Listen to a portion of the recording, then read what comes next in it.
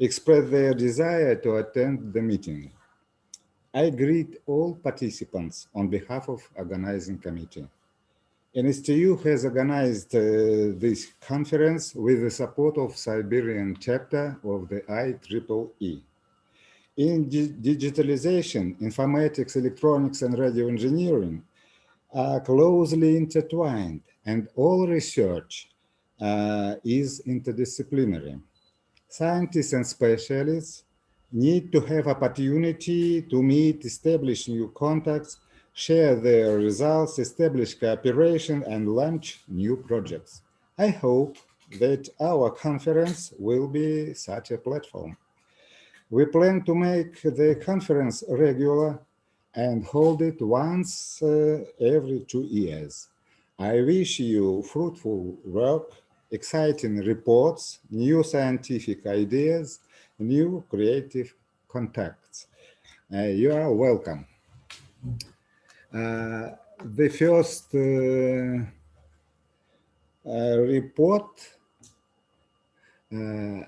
maybe Andrei Nikolaevich Fionov.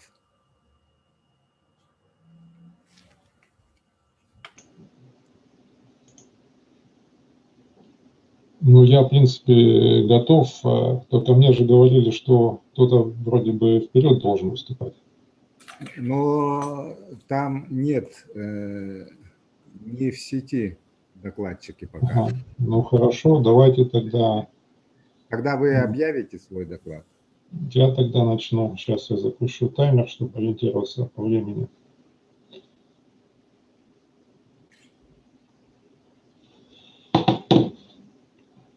Так.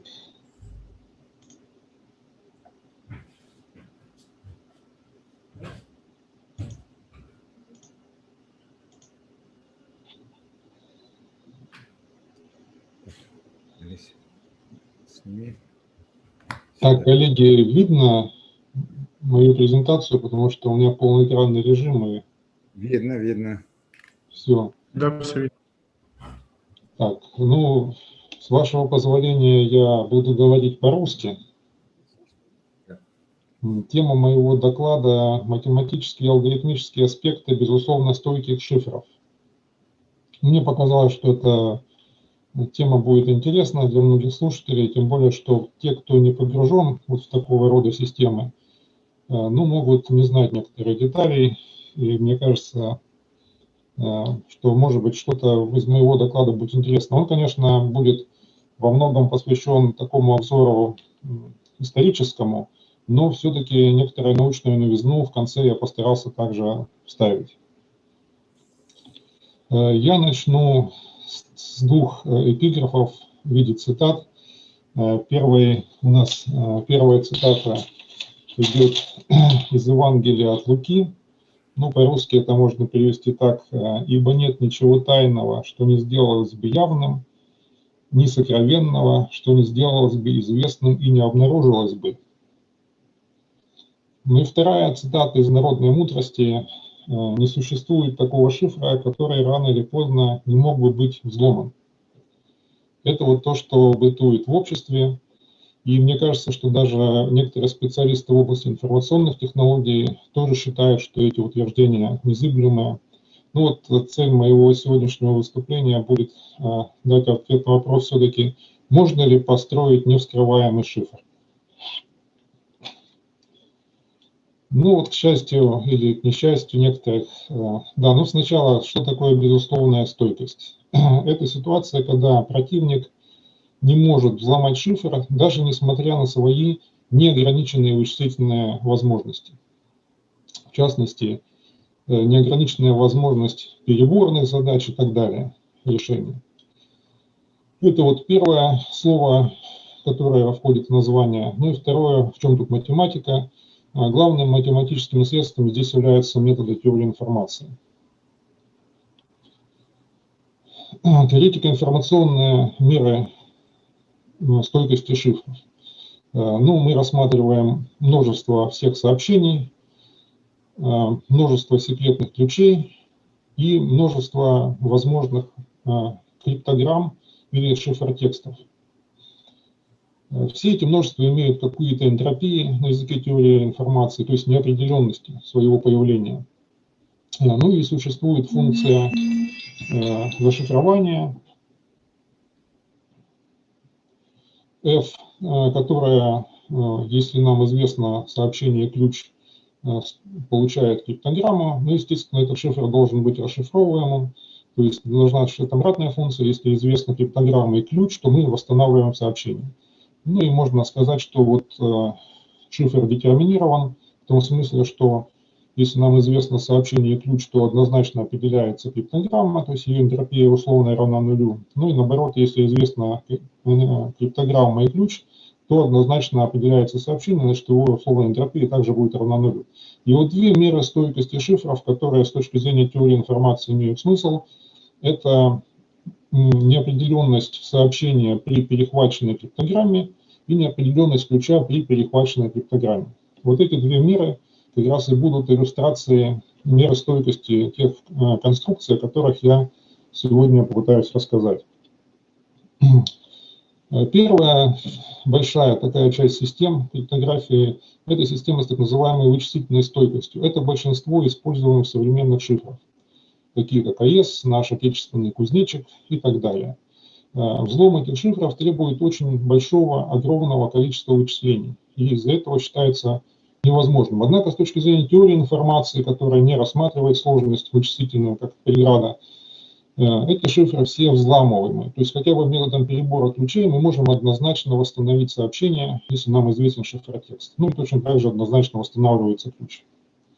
Это вот как раз пример шифров, которые рано или поздно можно взломать. Ну вот давным-давно еще был изобретен так называемый одноразовый блокнот, который часто называют шифром Вернама. Он был запатентован в 2019 году Вернамом, хотя сейчас исторические исследования показывают, что он был изобретен Миллером еще раньше. Это шифр простой, он шифрует сообщение путем сложения по модулю 2 его с ключом, и точно так же происходит расшифровка. И этот шифр является совершенно невскрываемым, так называемым совершенным шифром. Это было доказано в основополагающих работах Шеннона в 1949 году, при условии, что он, первое, одноразовый ключ, второе, выбирается полностью случайно, и третье, его длина равна длине сообщений. В этом случае вот эти наши меры стойкости, неопределенность сообщения остается точно такой же, как она была до перехвата криптограммы, и неопределенность ключа снижается, потому что некоторые ключи не будут соответствовать каким-то осмысленным сообщениям при их подстановке в шифр, снижается до энтропии сообщения. Но в целом получается, что противник не получает никакой дополнительной информации, какая была неопределенность в выборе сообщения, такая и остается после перехвата криптограммы.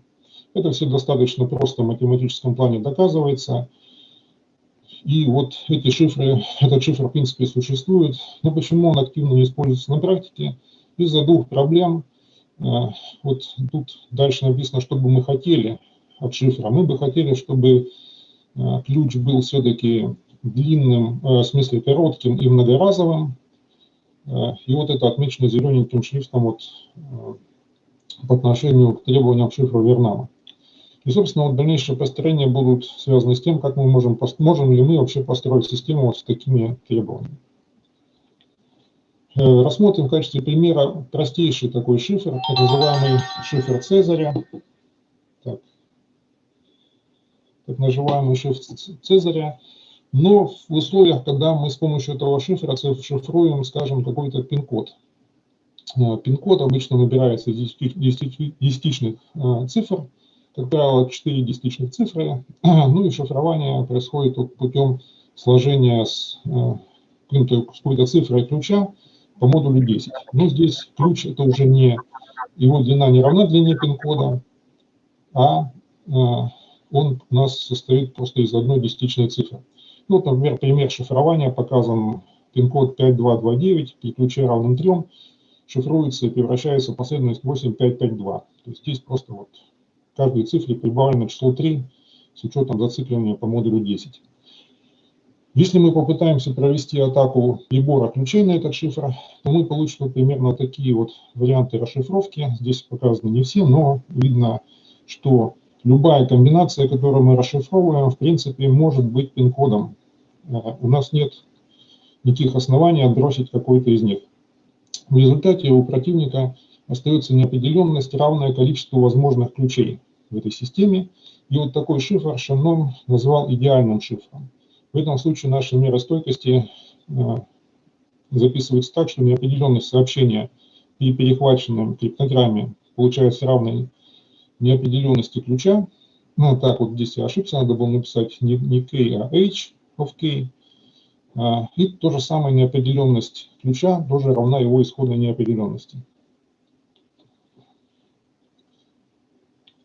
Ну вот здесь показано, как выглядит такой вот идеальный шифр с точки зрения противника. Допустим, у нас было такое сообщение, что ракета должна быть запущена в 16:45. И вот время ее запуска является крайне важным для противника. Вот если мы строим грамотный такой идеальный шифр, то варианты расшифровки могли бы выглядеть следующим образом. Ракета будет запущена, текст сохраняется, а вот дальше время, в которое она будет запущена, уже дают вот такие варианты при подстановке разных ключей в попытках атаковать шифр методом перебора. И мы видим, что здесь все времена, в общем-то, возможные, и точно так же у противника нет никаких оснований выбрать из них какое-то конкретное время. Время 16:45 тоже где-то будет присутствовать в этом переборе, но оно ничем не отличается от других возможных времен. И это вот пример построения такого идеального шифра, который реально можно построить. Ну, например, время мы можем закодировать в количестве секунд, проистекших с какого-то там момента, и можем считать, что это количество секунд в пределах какого-то интервала, ну, более-менее равномерно распределено, и зашифровать его простейшим даже шифром, точно так же, как мы шифровали пин-код. Ну вот дальше возникает такая научная задача, как-то попытаться строить более широкие классы, охватывать более широкие классы источников информации, чем вот такие конкретные специализированные примеры. Ну вот первым обобщением является обобщение этой схемы на источники без памяти с известными вероятностями или с известной статистикой. Вот, допустим, нам дан алфавит из 2 букв и известны вероятности появления букв 3/4, 1/4.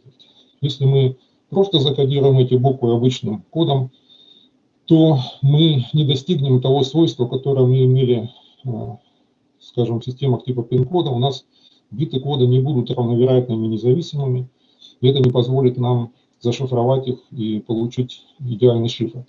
Ну вот, оказывается, есть интересные такие методы, которые называются морфонным кодированием, когда мы каждый символ можем закодировать несколькими кодовыми словами, и при кодировании выбирать их с определенными вероятностями. Ну, например, вот эта схема позволяет получить код, который не будет неотличим от полностью случайной последовательности, и таким образом будет аналогом пин-кода, который мы имели вот на предыдущем слайде. Более экономная схема строит неравномерный код, который является более коротким. Ну и надо сказать, что вот еще давно, когда только вот, ну, эта работа была инициирована Рябко, как бы вторая волна фактически после Шеннона, можно сказать, когда были найдены эффективные конструкции автоморфонных кодов, я тоже в этом принял участие. Именно нам принадлежат до сих пор самые эффективные конструкции морфонных кодов, которые позволяют достичь полной случайности кодовой последовательности, лишь незначительно увеличив ее длину. Но затем возникло следующее расширение уже на класс источников с неизвестной статистикой. Вот я на примере покажу.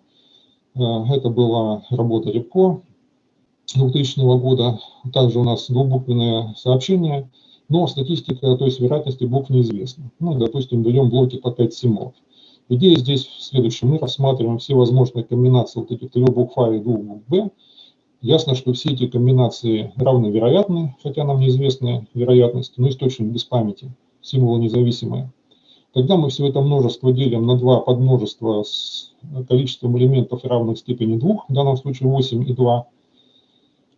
Нумеруем эти подмножества и затем рассматриваем уже номер сообщения внутри каждого подмножества. И здесь мы можем видеть, что если номер выбирается только внутри подмножества, то все комбинации равновероятно независимые. Мы получаем свойство, что вот этот номер синенький состоит из равновероятных независимых бит.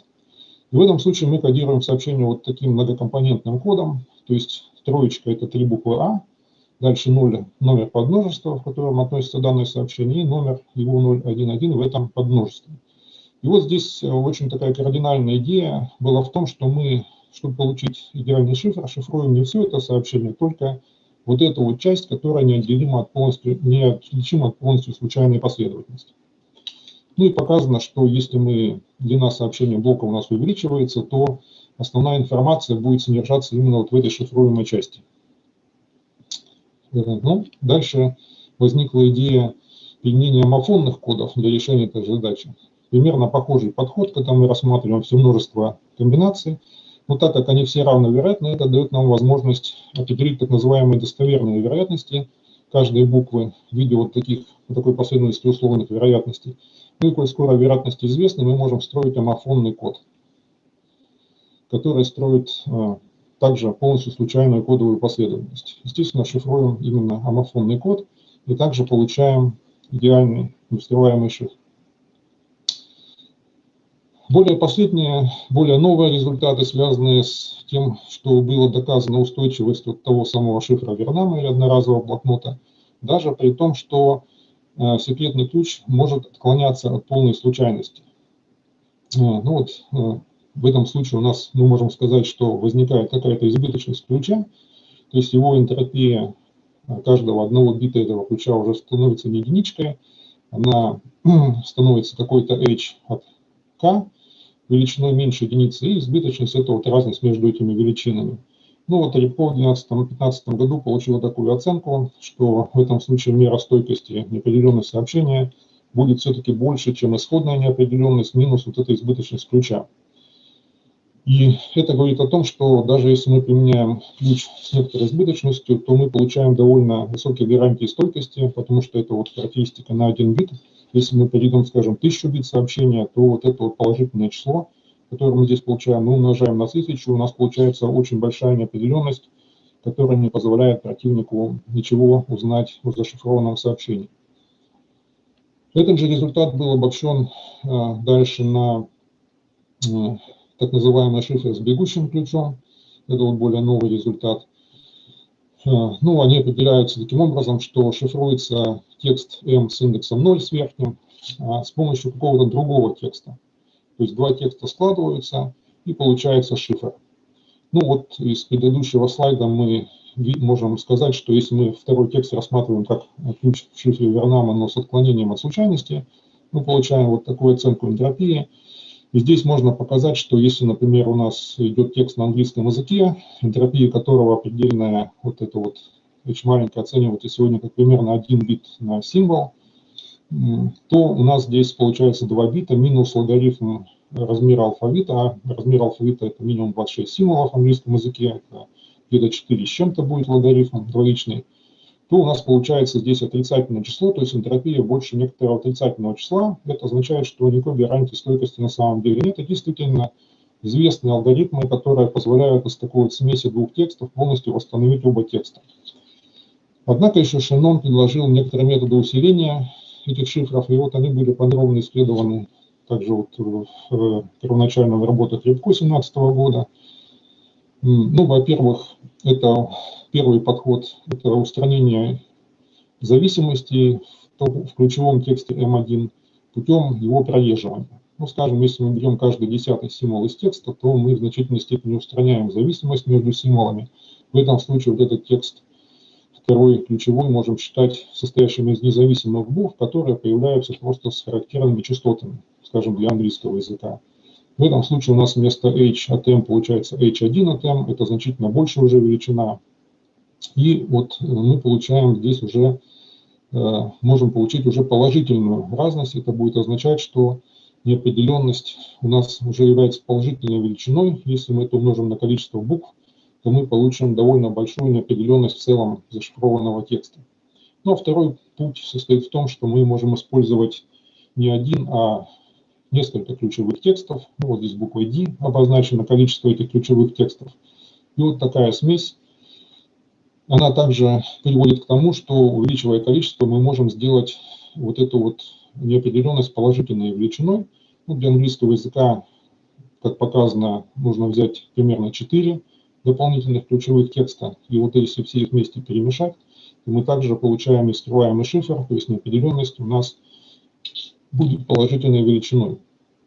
Это все вот различные пути, которые, вообще говоря, позволяют строить шифры с доказанными свойствами невскрываемости, которые не зависят, определяются только чисто теоретико-информационными соотношениями и не зависят от вычислительных способностей противника.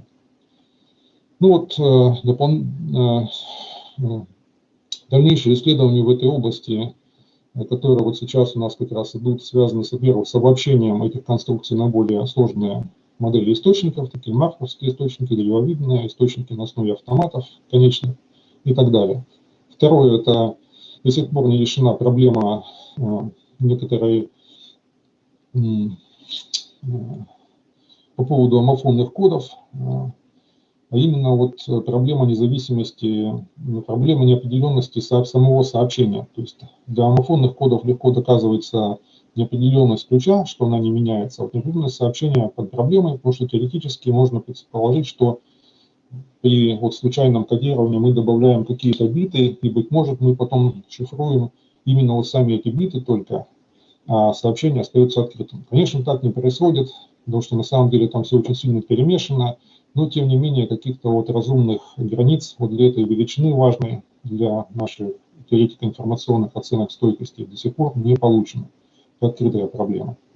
Ну и третья задача, очень интересная, это достижение безусловной стойкости в случае атаки с известным текстом. То есть если нам известна пара текст-шифр-текст, можно ли построить систему, которая также будет безусловно стойкой, то есть не будет давать однозначного ответа на то, какой ключ был использован.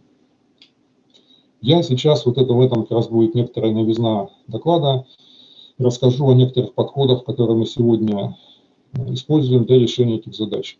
Ну, например, нумерация марковских источников. В чем тут проблема? Вот у нас есть какое-то сообщение, и чтобы его занумеровать, мы просто считаем количество пар в нем. Вот у нас две пары АА, потом две пары АБ сочетаний, БА1 и две ББ. Одна ББ.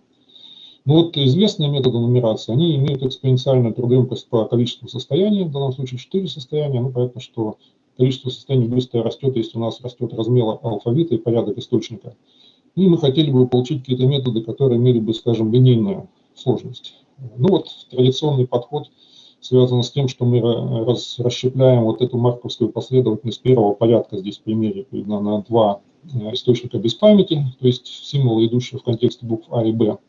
Но здесь оказывается, что мы не можем уже применить произвольную перестановку вот этих символов, то есть чтобы получить наши вот равновероятные перестановки, как это было в предыдущих конструкциях. Ну, данный пример показывает, что если мы вот в контексте буквы А сделаем такую перестановку, то у нас уже последовательность не соберется. Мы не сможем определить последний символ, потому что на самом деле между двумя этими источниками в контексте А и Б существуют еще какие-то тонкие зависимости, их нужно все учитывать. Это и приходит к тому, что мы все состояния должны просчитывать, и поэтому мы имеем экспоненциальную сложность в пространстве состояний.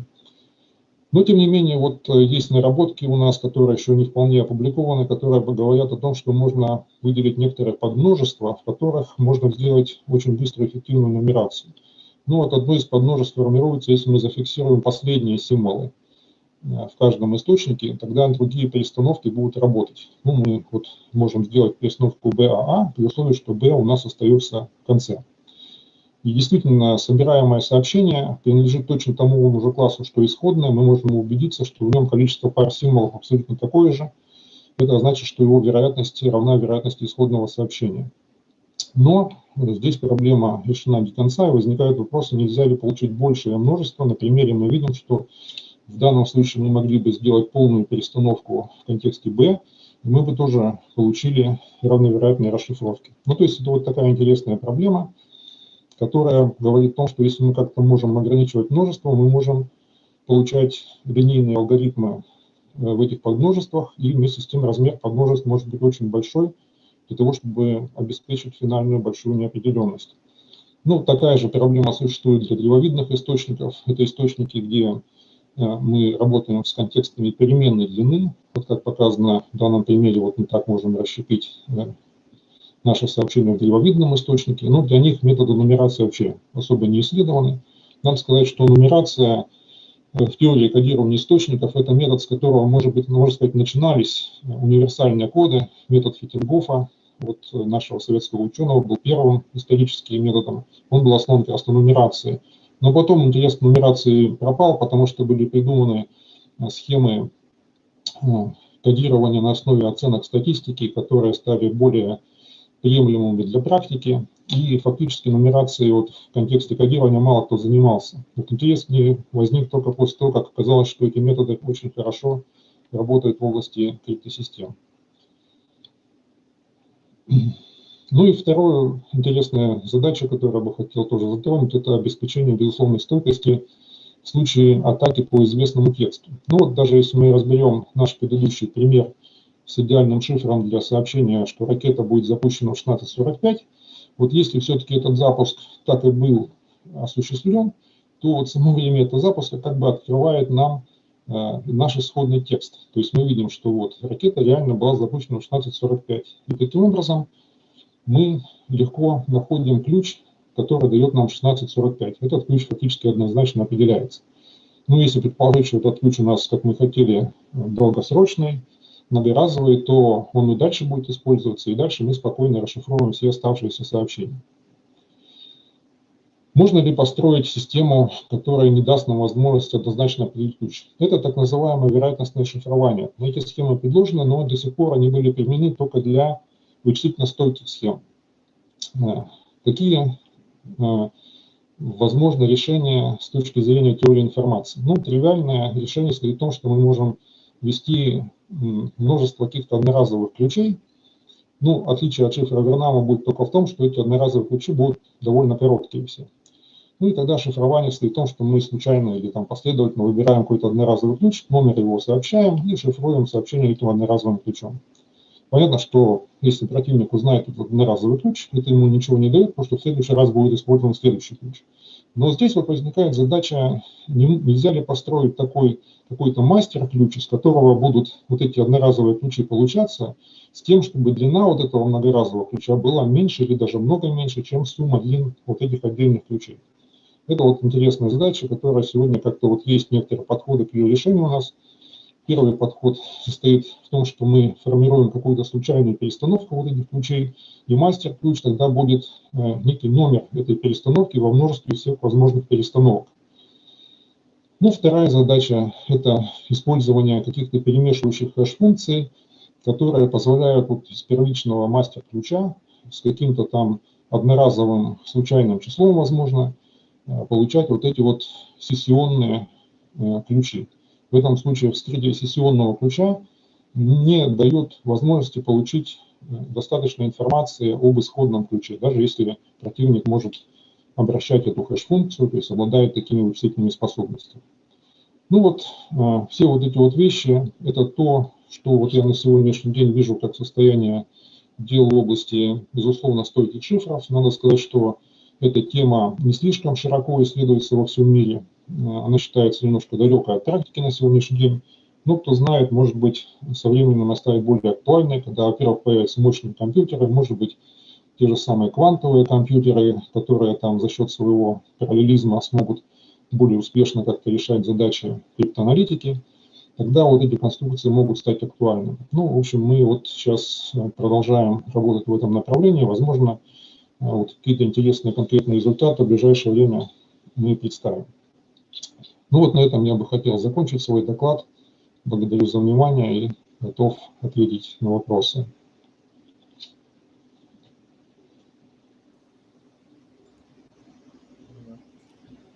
Вопросы, пожалуйста.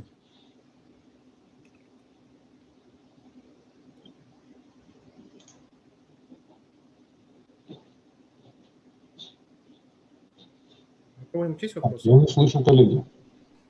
Если можно, давайте я задам вопрос. Степанов Максим Андреевич.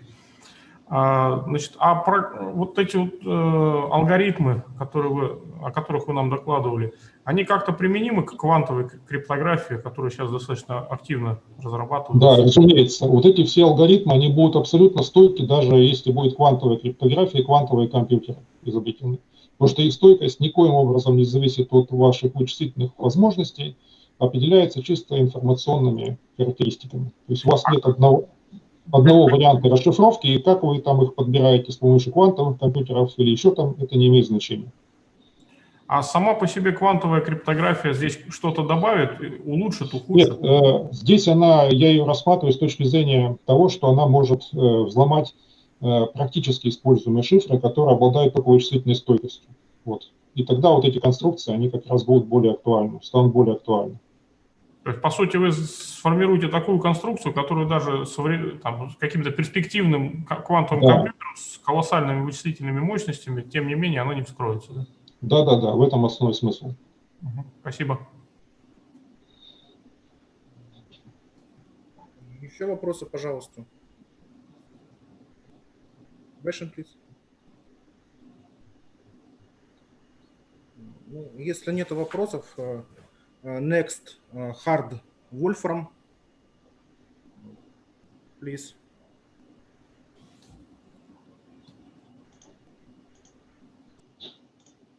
Hello. Good morning or good afternoon. I think it's afternoon in Novosibirsk. I'm just going to share my screen.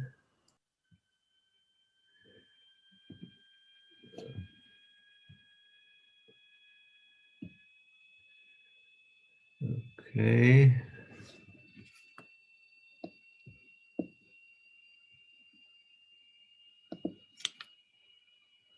Okay, you can see my screen and hear my voice?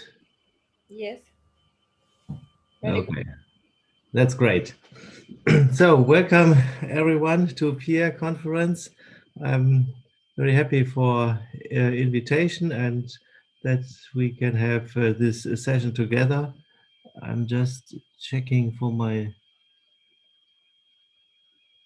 slides if everything is correct.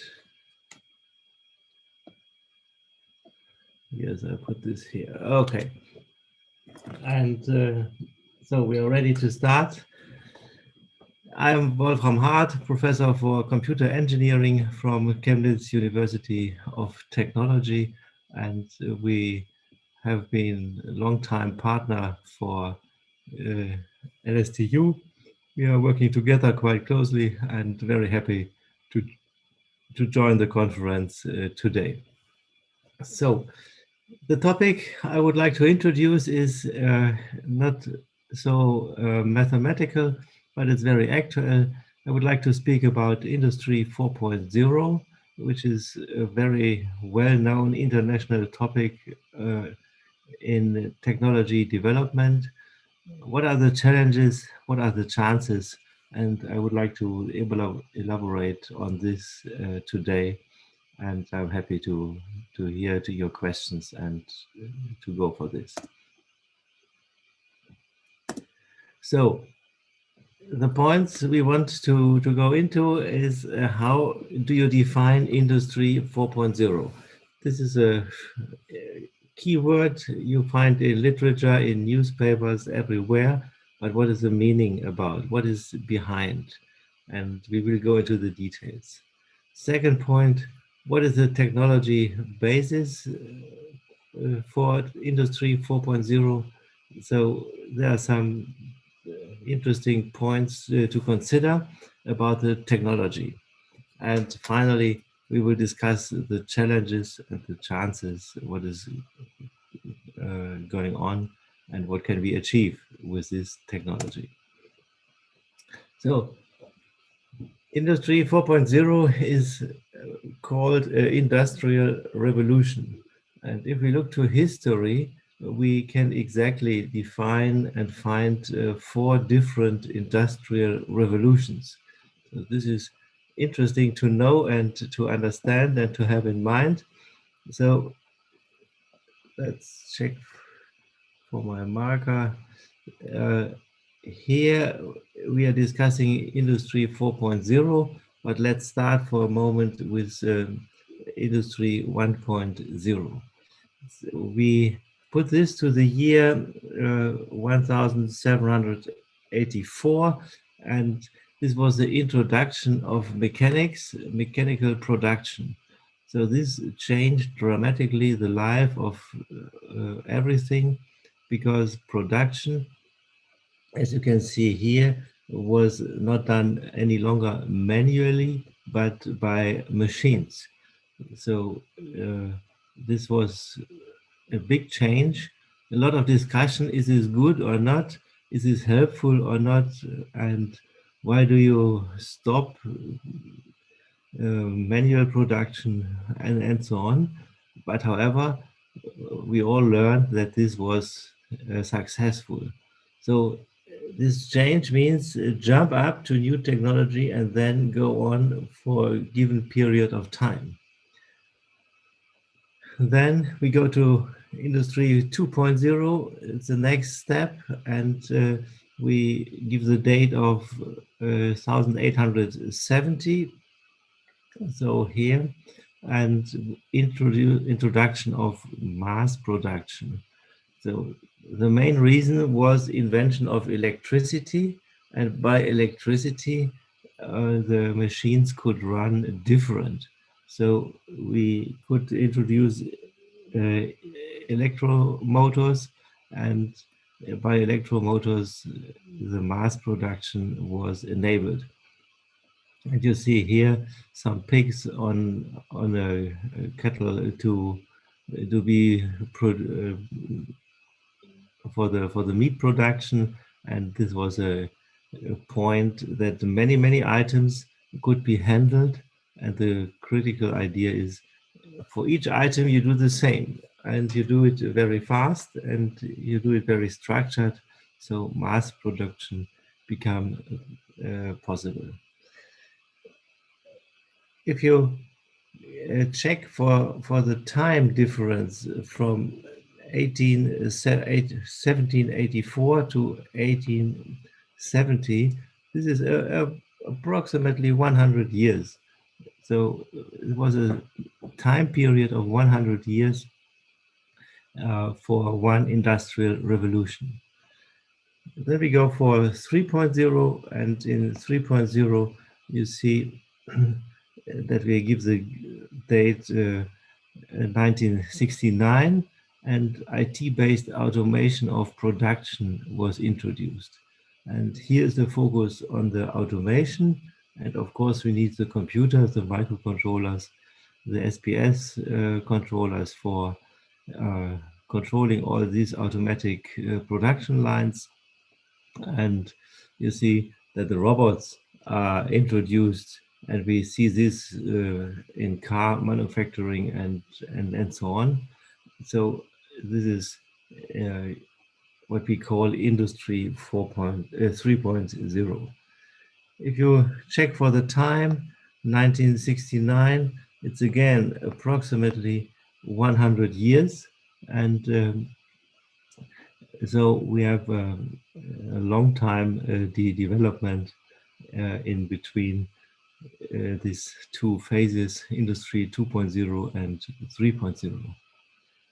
Next, we switch to Industry 4.0, and here we introduce the digitalization aspects, digitalization of production and processes.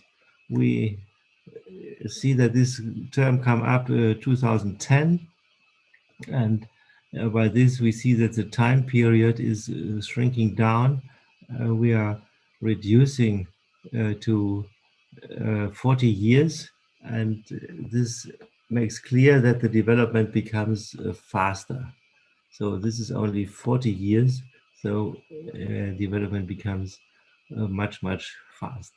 And we will discuss this a little bit today, what is behind and what do we mean by digitalization of production and processes. So processes is very near to the automation, but however, in automation, so Industry 3.0, we have different production phases following one after the other, but no data exchange in between. So in 4.0, we have digital processes. This means data is exchanged. So by this slide, you can see the 4 different phases of industry revolution, and we are in this topic, Industry 4.0 by now. So this leads us to the question how to understand what is going on. And a revolution means to do the same thing as before, but in a complete new way. So the same thing, here is a farming picture doing by a horse manually, and then today we have also to do the farming, but we use big machines, and it's a complete new way. And the difference is it's much more productivity. So you do the same, but you can do much more items. So more square meters can be farmed and more products can be grown. So the productivity is going up. So this is an important criteria that productivity is going up.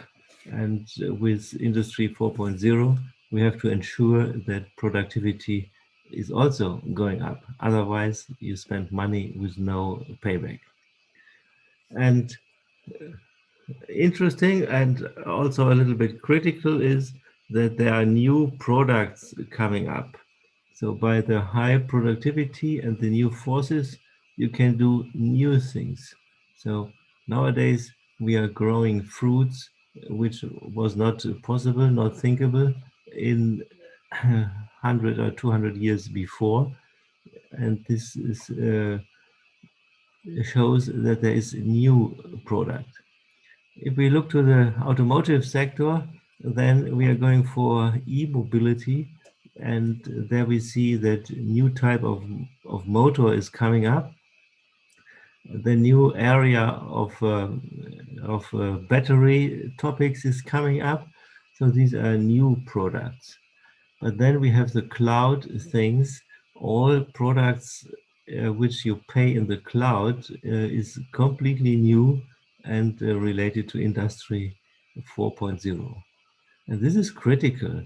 If there are new products, then industry has to change. They must be modified, and this means must be transformed in order to be ready for the new products and leave old things behind.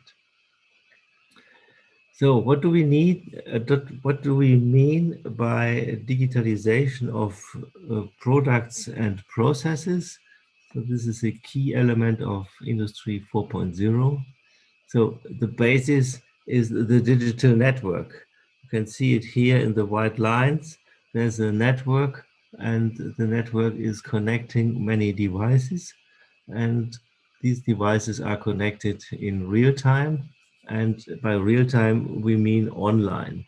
So this means no manual interaction, and data is sent from one item to the other item.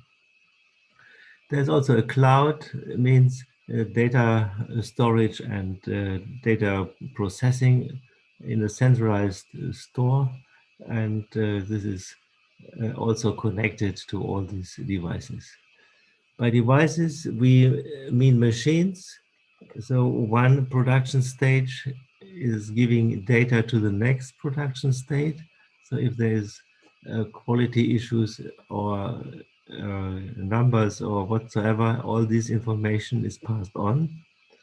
But also we mean objects. So these are, for instance, variables. Your jacket will be connected to internet and giving your body temperature or your heartbeat to the cloud, and this can do some healthy checks and so on.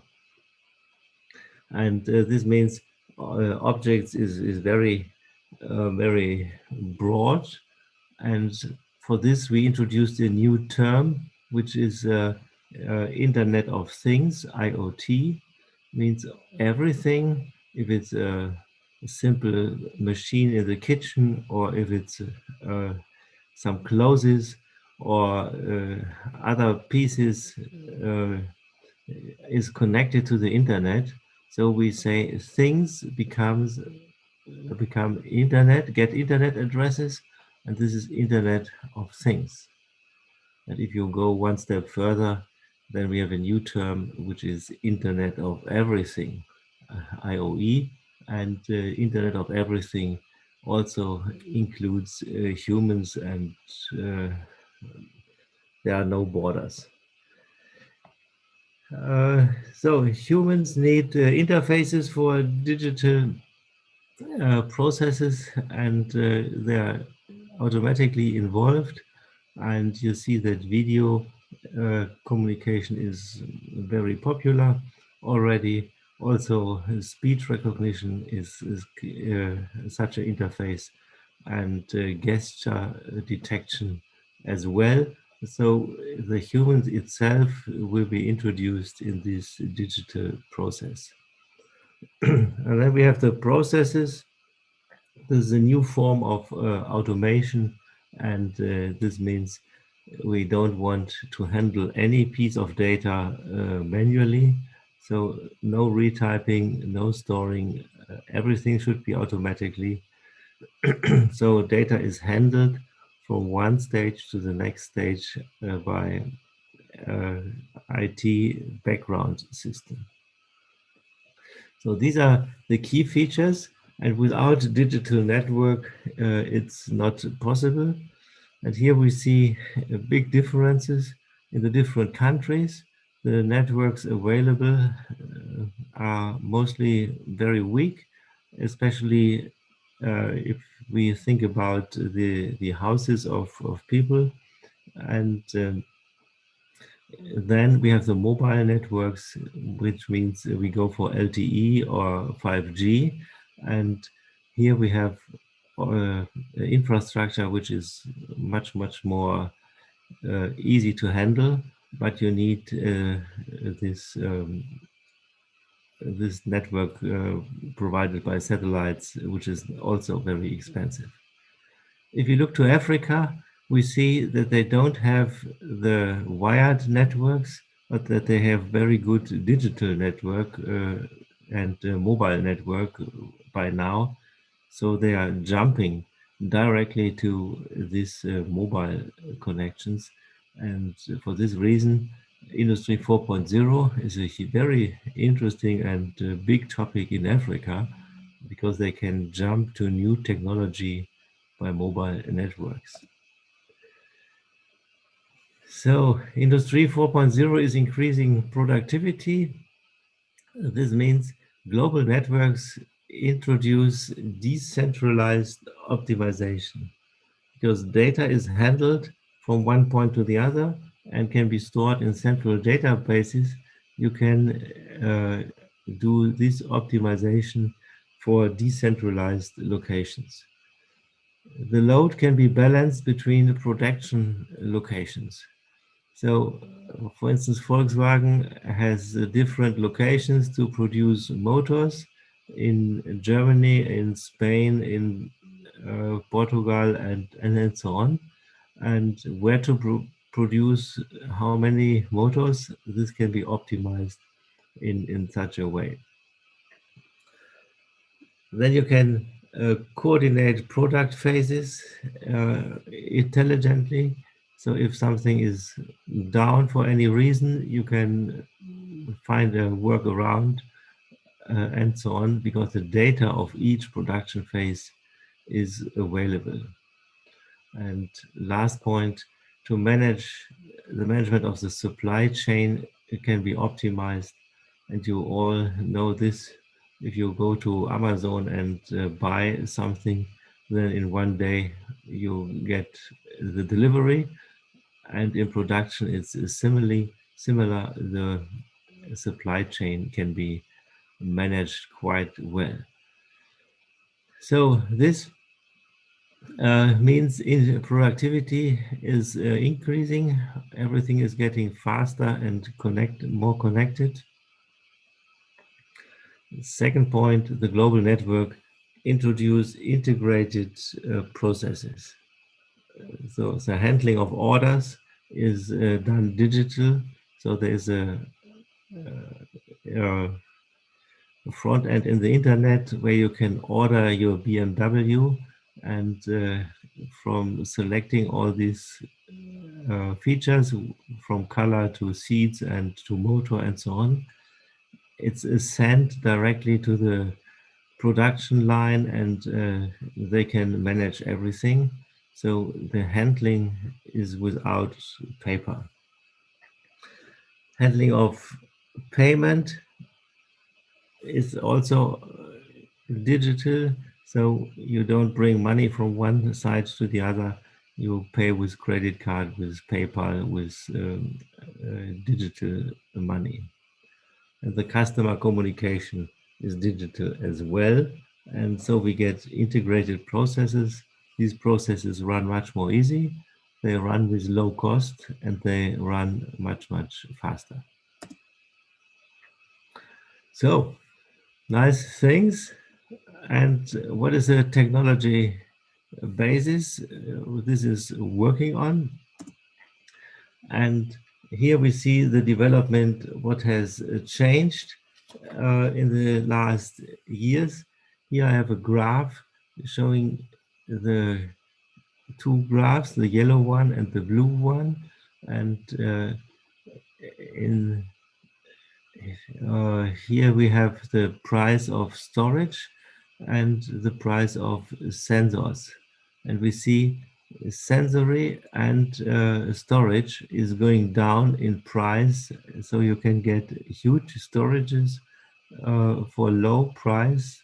And this has been changed beginning of 2000. First years of 2000, these prices were going down. So for this reason, we can use sensors nearly without money. And if you look to your mobile, then you have many, many sensors in acceleration sensors, voice sensors, as microphones, you have health sensors, everything is integrated in your mobile. By this sensors, we can make systems able to see, to listen, and looking to the future, to feel. And so we can capture a lot of data. So this is very, very helpful, because this is an interface for taking data in. We can only bring data in the system by the sensors. And price for sensors is going down. Hey, so we can pay it, and we can make it part of our process. But if you have sensors, then this leads to data. And this data must be stored. And we see that the storage data here is in price is going down as well. So the follow-up problem, storing all the data, can be solved as well, because the amount of storage which is available is unlimited. So by this, we see that systems become reactive. If something happens, the system can react automatically, and this can be an order is occurring, and then the complete supply chain is running automatically. This can be interaction between a doctor and patient. This can be many other things. The system reacts on what is happening. Second, the system can become forward thinking. So systems try to calculate what is going on next week, next month, and so on. So consumer behavior is analyzed automatically by the clouds. So there are modern AI algorithms running on it, so they can calculate what will happen in the future.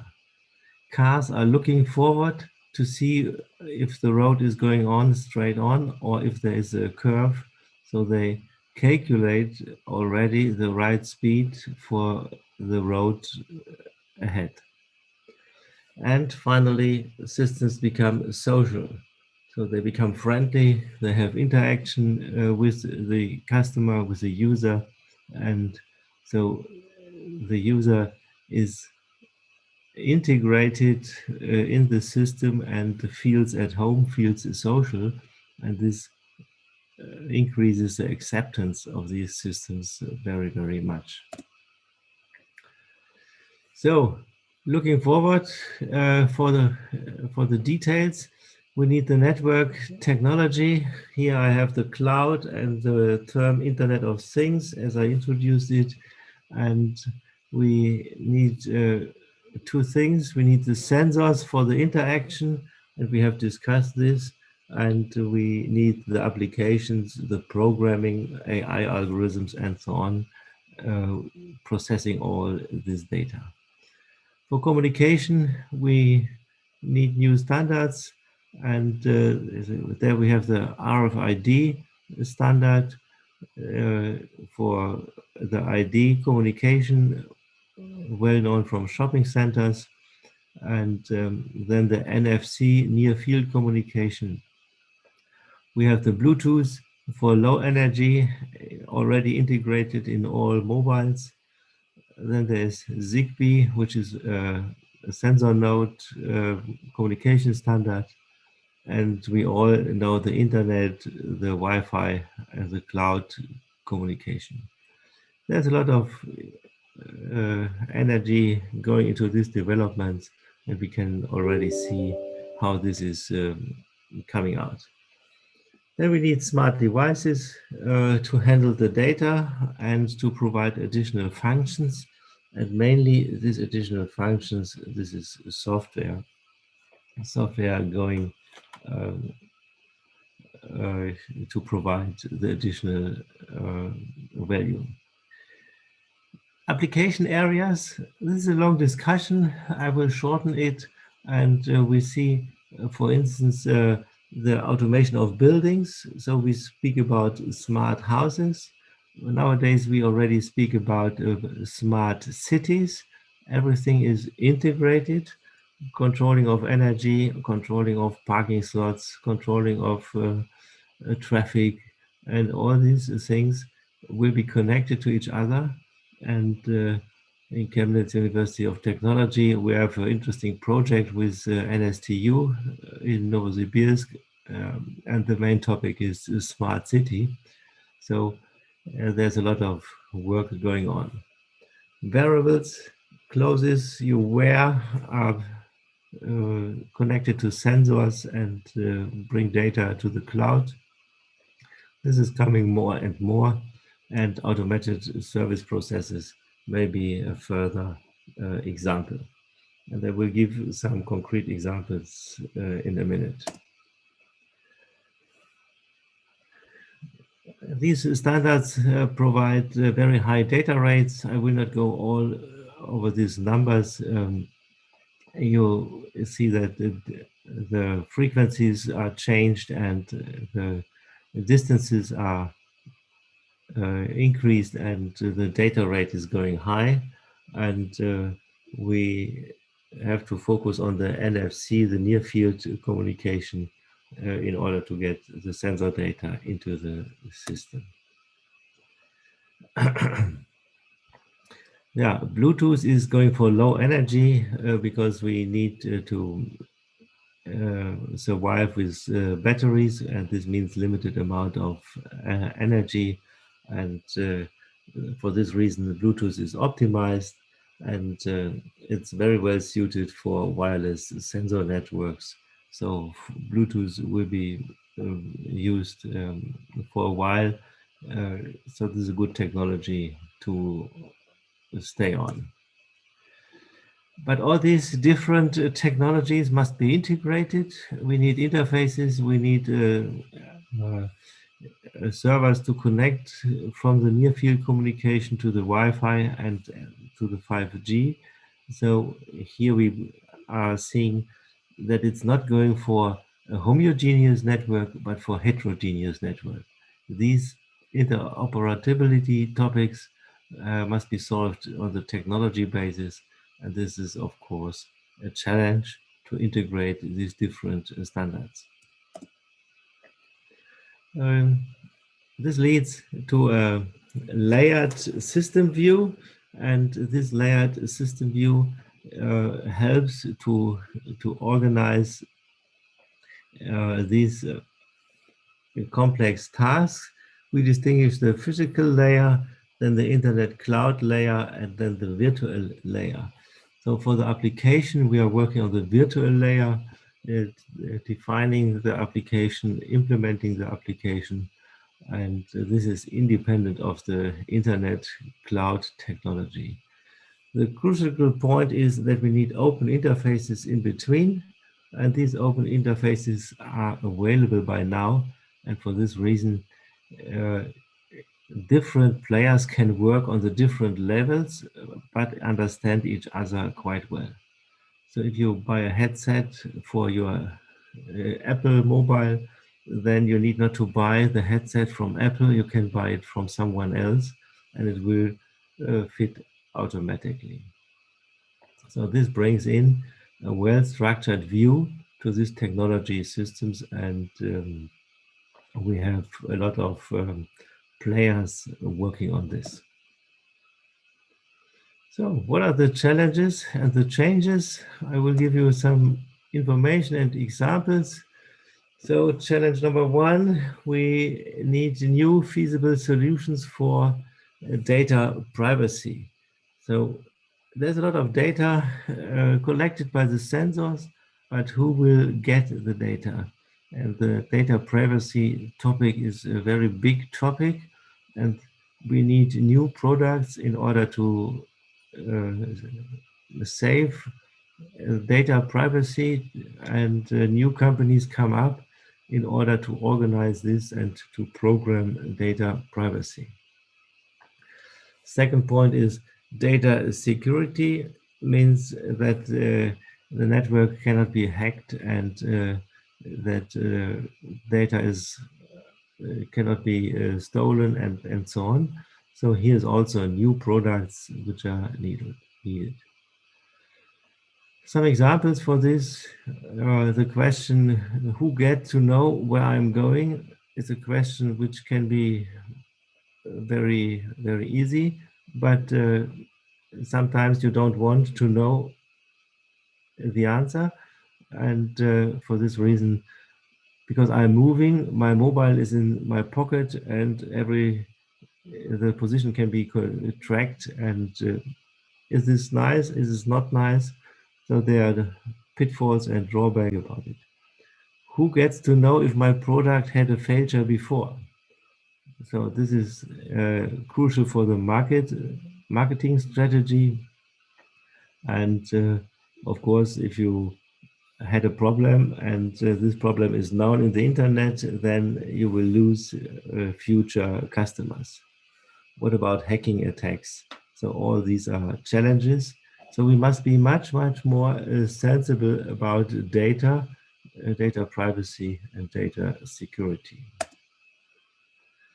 Challenge number two, we have to adapt our production processes. So this is easy word, adaptation of production processes, but it's a huge amount of investment. You need machines with new interfaces. Very often you have to exchange the machine in total in order to have a machine with digital interface. And you have to manage the decentralized data. So the data is collected, but you have to handle this. Second point is adaptation of network. So adaptation of network means because Internet of Things introduces many additional internet addresses, we have to change from IPv4 to IPv6. So this means the coding of the internet addressing is changing to a new standard. The new standard has a double amount of bit width for the internet coding, and for this reason the address space is tremendously big, so we need to go for this. But this change means that all switches has to be exchanged. and this is a huge amount of investment for our university. In Chemnitz University of Technology, we have 10,000 students approximately, and let's say 3,000 employees.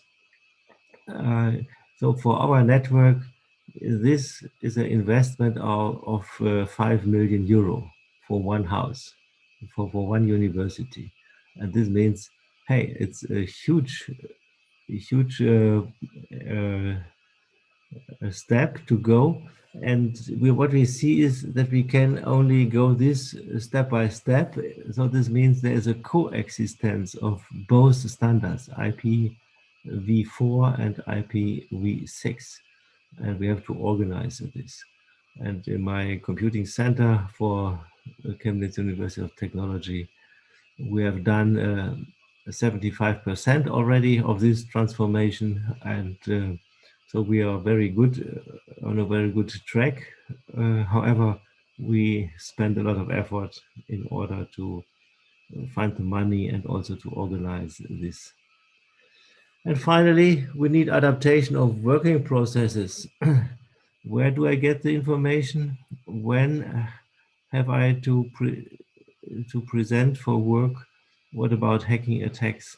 So the working processes will be changing, and now by the Corona crisis, you see that our working processes change dramatically, and everything is switched to digital communication. But however, productivity is sometimes not so easy, and not in all areas it can be done virtually. So challenge number 2 is adaptation, adaptation, adaptation. There's a lot of change. You have to modify the production processes, your networks, and your working processes. Challenge number 3, we need qualification of staff. So the engineers and the technicians must be qualified for this new technology. So this makes it important for the universities to introduce these new topics into the teaching program, because we need many engineers working on these technologies and applications. So we need them for implementation of networks, server, cloud, for implementation of services and applications.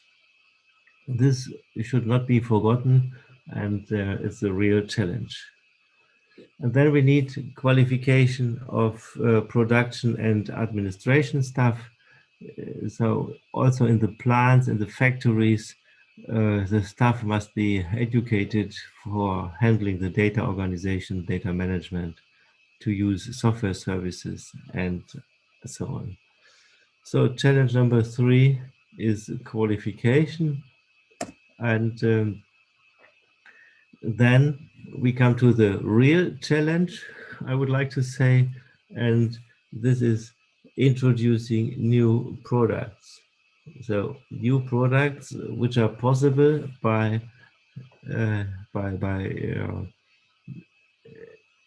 digital technology, which have not been possible before.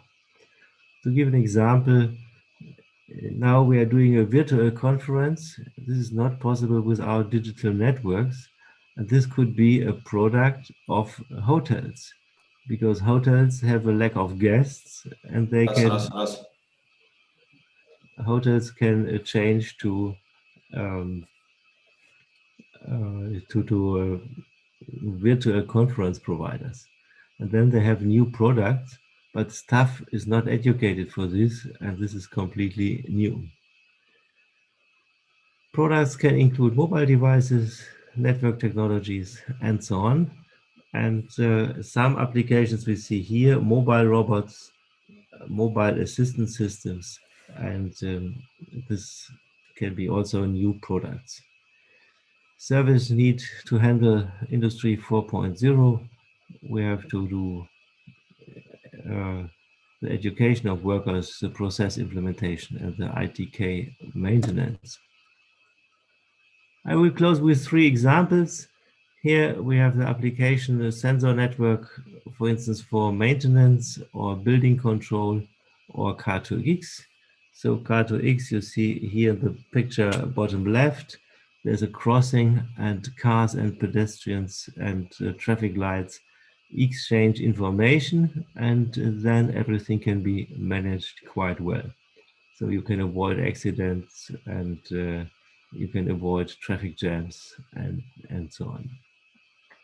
Top right, you have a building control.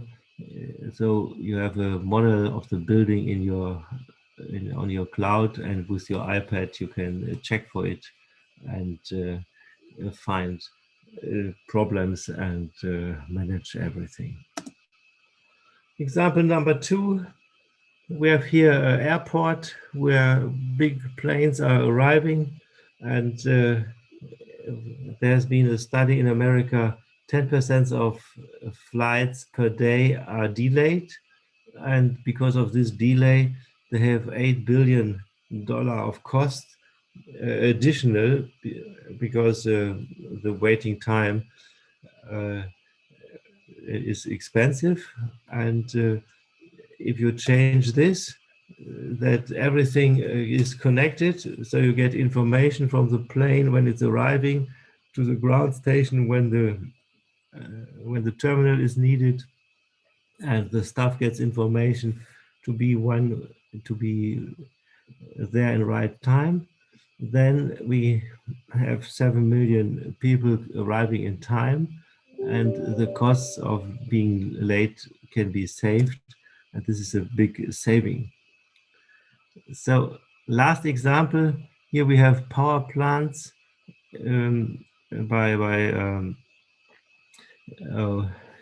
these windmills in order to generate energy, and if we can connect these to each other to manage this automatically, then the production of energy can be optimized, and the price per kilowatt is dropping down from 15 to 5 cents, and this could be huge benefits.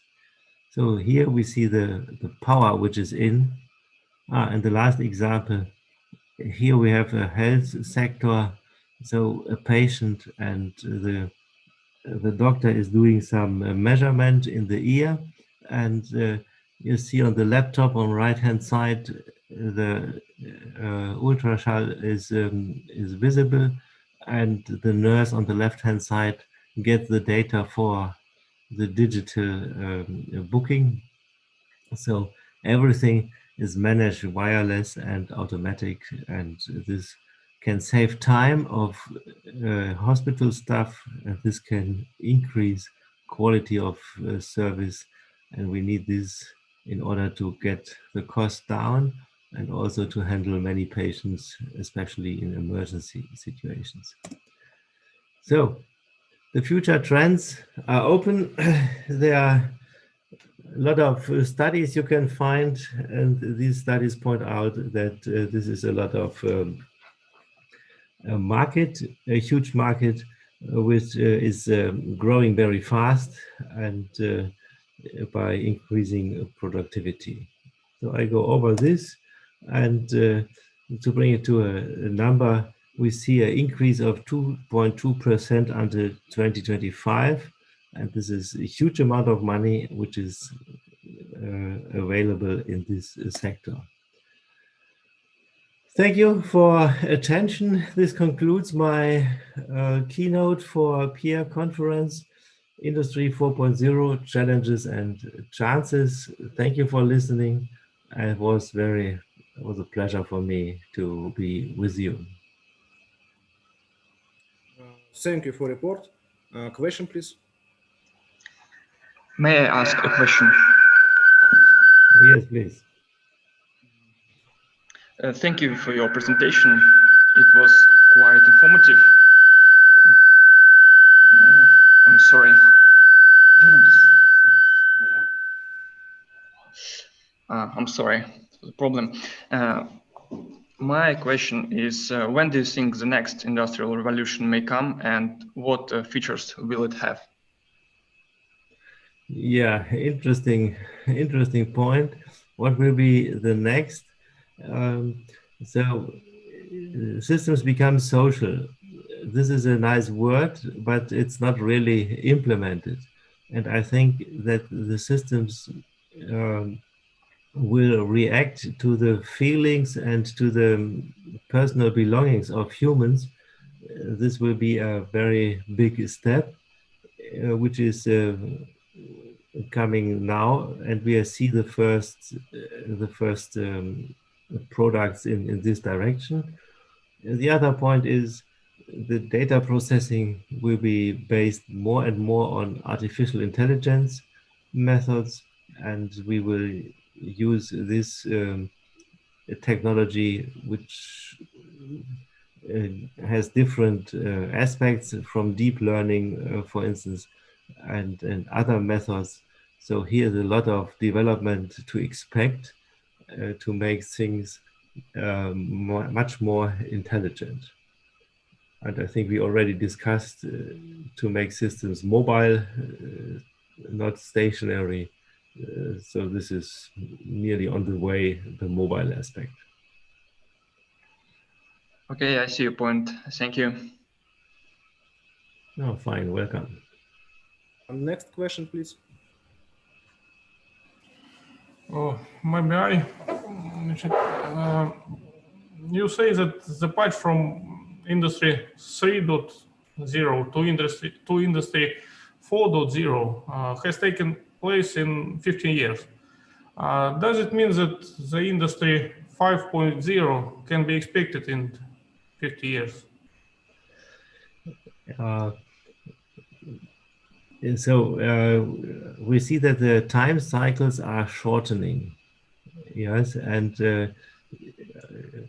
normally we expect that the next period will not last for 50 years. Maybe it's only 25 years or 30 years.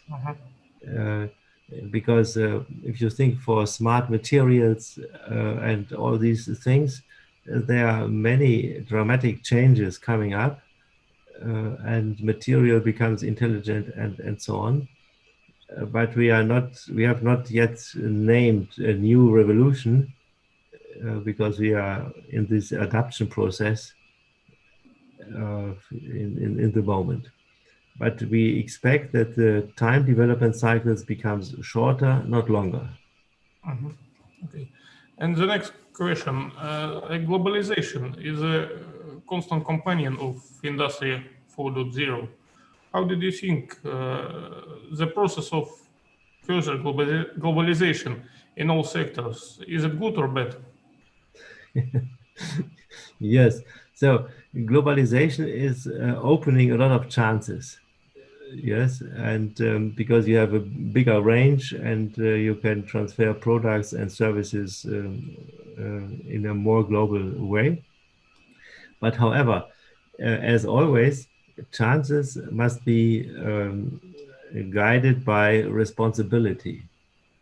And we need responsibilities in order to handle these chances in a good way. And you can see also some examples where we have global developments with less responsibility, and then it becomes difficult. So here we see that the ethic things becomes also much more important. But however, we see that if you cut down the global aspects, then the systems are not working any longer. So we are driven into global corporations and have to trust in the partners to deal with us together in a responsible way. Okay, thank you. Okay, welcome. Thank you. Next question, please. Professor, danke schön für interessante Information und gute Vortrag. Can someone repeat? It was I couldn't get it. Can you repeat, please? Sehr interessanter Information und guter Vortrag. Danke schön. Ja, vielen Dank. Sie sprechen Deutsch. Der Vortrag hat Ihnen gefallen. Vielen Dank, ich freue mich.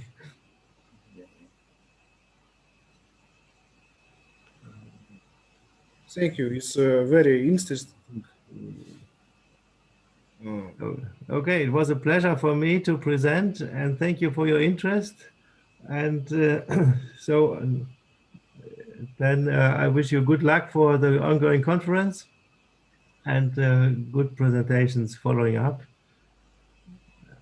Thank you for this chance, opportunity. Next report, Vinnikov Dmitry. Yes, I'm here. Do you hear me? Yes, yes. Good.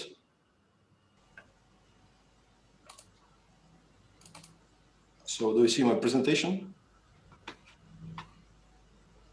So you see my screen, I guess, yeah? Yes. Okay, perfect. So as I say, I can start right now, yes? Yes, yes. Do you see me as well? Good. Okay, now I see that we are traveling from Germany to Estonia. That's all possible in virtual reality. So that's very good. And my name is Dmitry Vinnikov, and I'm research professor in power electronics from Tallinn University of Technology. So the short name of our university is TalTech. And also I'm a CTO or technical lead or head of the Estonian startup company Ubik Solutions. And today I will talk you something about power electronics. It's a brand new technology for the residential photovoltaic systems we developed in our lab. And the name of that is OptiVerter. So at the beginning, I would like to shortly introduce the things I will be talking today. I will shortly start from several facts about Estonia, Tallinn, Altec, and my group. And next, I will provide a short intro in the photovoltaic model level power electronics to explain you shortly what is it, why they are needed, and how they work. And next, I will introduce you our development called photovoltaic OptiVerter. We'll describe its structure and general operating principle, key features, several results of our tests in different countries, and provide you some conclusions. And next we can discuss a little and ask. So I would like to mention that I will deliver my speech in English, but also you can ask whatever you like in Russian. So very fast figures about Estonia. As you see on that screen, on that slide, Estonia is a very small country, somewhere between Russia and Finland.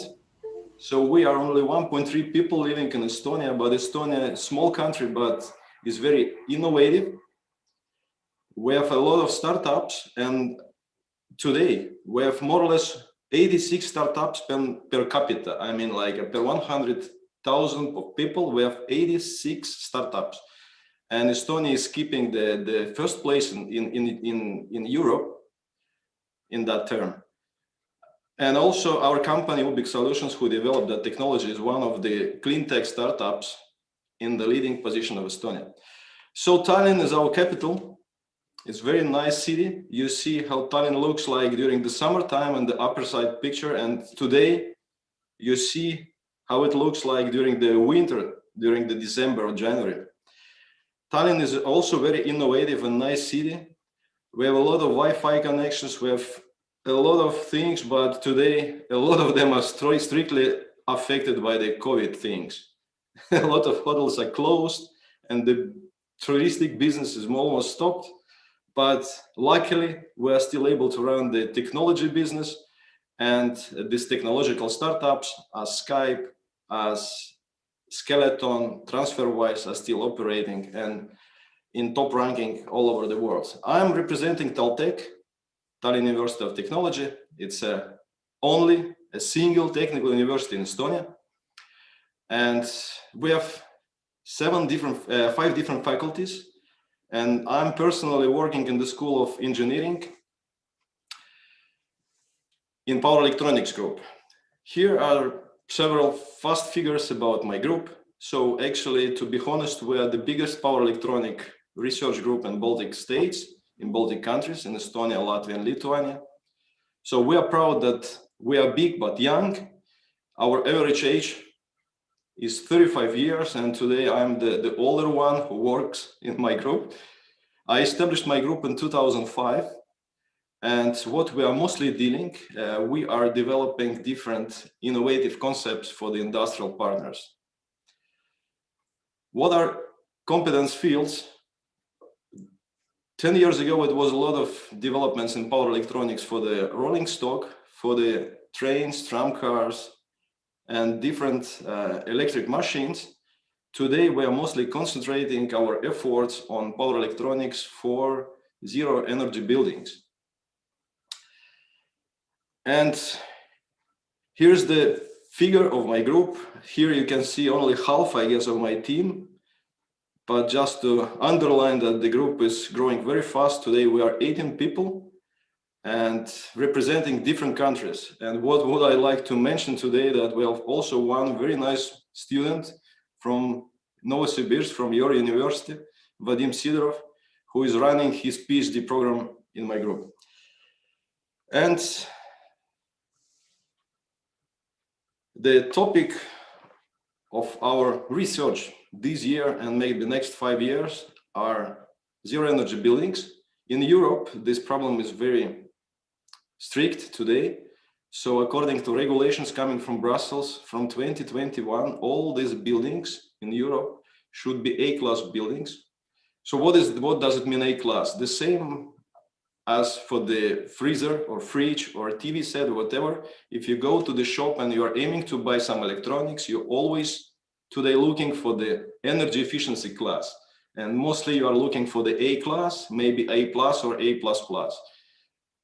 That was for the electronics, and well-known fact, today in Europe, the same is applied for the buildings. And once you're trying to build your house today, so you have no other chance. The only house you can build is the A-class house. What is the A-class house? A-class residential house is the house with very nice thermal insulation of walls, of ceilings, but also the house which is producing power locally.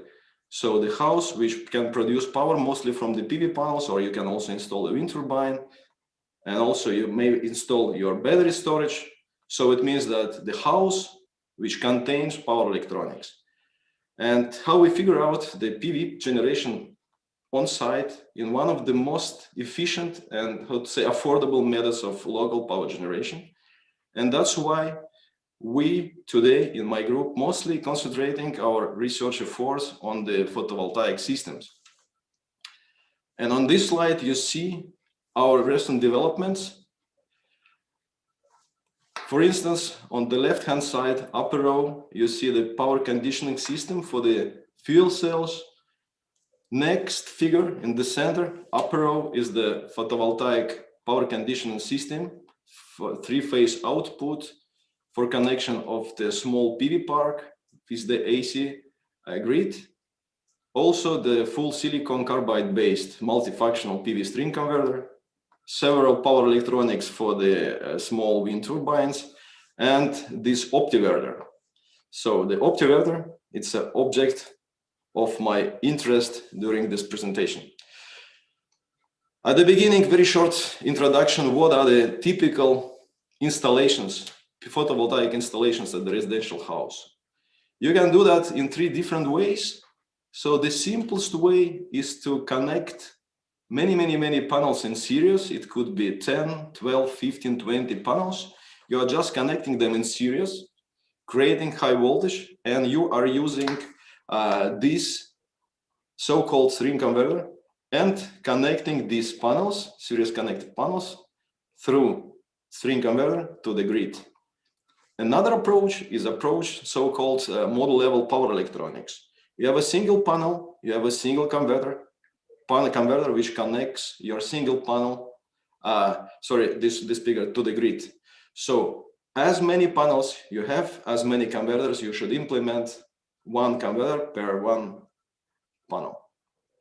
And this concept is called model level power electronics. It means that the converter is installed just behind the panel on the roof of your house and is immediately generating the AC compliant voltage.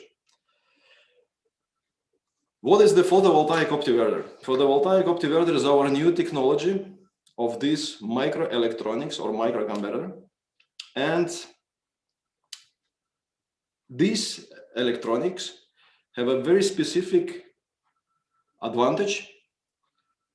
Advantage is called shade tolerance. So here is the slide. I will skip since I need to cut my presentation due to the time constraints. I will explain what is the shading. So shading is something what could happen with your photovoltaic system at every time throughout the year. For instance, during the summertime, you see that figure. You see that the tree is generating some sort of a shading on the surface of the PV panels. It means that something is happening with the PV modules. Here you see the shade coming from the neighbor building, from the roof of the neighbor building. This is something what we regularly see on the surface of the panels, since birds are flying and creating some bird droppings. Leaves are also can drop from the trees. And all these things, and also at winter time, you see a lot of snow appearing on the surface of the PV panel. So it means that the PV generator or the PV panel is not anymore operating in the ideal conditions. On this figure, you can see this just the comparison, what is happening with the PV panel. In the ideal case, this is the real operating curve of the PV panel. And if, how to say, the shading occurs, this or this or this or this, all these scenarios, you see that this profile is changing to that one. So at the end, we see that in original case, in the perfectly working PV system, we have only one power spike or power peak here. And in case of shading, we already have two peaks. And why this is so critical for the power electronic? So the microconverter, actually the task of any microconverter today is to find this peak and to track it to get more power from the PV module. And the typical microconverter, when it connected to the PV panel, has some certain voltage range where the peak power is tracked. And as for today, for almost all industrial converters, the range of voltage tracking or maximum power point tracking is something between 40 volts and 22. So it means that if the system is clean, no snow, no leaves, no shading, nothing, this ideal curve, this microconverter can easily track the maximum power and can easily get this point. But if shading is coming, you see that this shape of the PV curve and this real peak where the real maximum is located outside the tracking region. So this microconverter has no single chance to find this peak. So it means that for the power electronics, for the photovoltaic applications, which can also tolerate shading, the input voltage range should be wider than 40 to 22. And we see that for today's system, the range of this tracking of maximum power could be either from 40 to 10 volts. In that case, this microconverter can cope with different shading scenarios. So the conclusion of that slide, that if these partial shading conditions appear, you can lose up to 25% of energy. No one take care of that, but in our studies, we figure out that in Estonia, in case of snow appearance during the winter time and leaves which are flying during the autumn and birds creating a lot of droppings during the summer times, we are living close to the sea. So the energy loss could be evenly 30% per year. And that's why you should either clean your panel all the time to create this ideal curve, or you should design a power electronic converter which can scan this maximum power in a wide range. So that was a motivation for our study, and we developed that device. Today I can claim that we are only in the world who have been able to develop and commercialize that device. And now I'm talking about the power electronics, what is inside this device, to offer this ultra-wide input voltage scanning range. So this is a block diagram of our converter. Actually, this converter is a two-stage converter.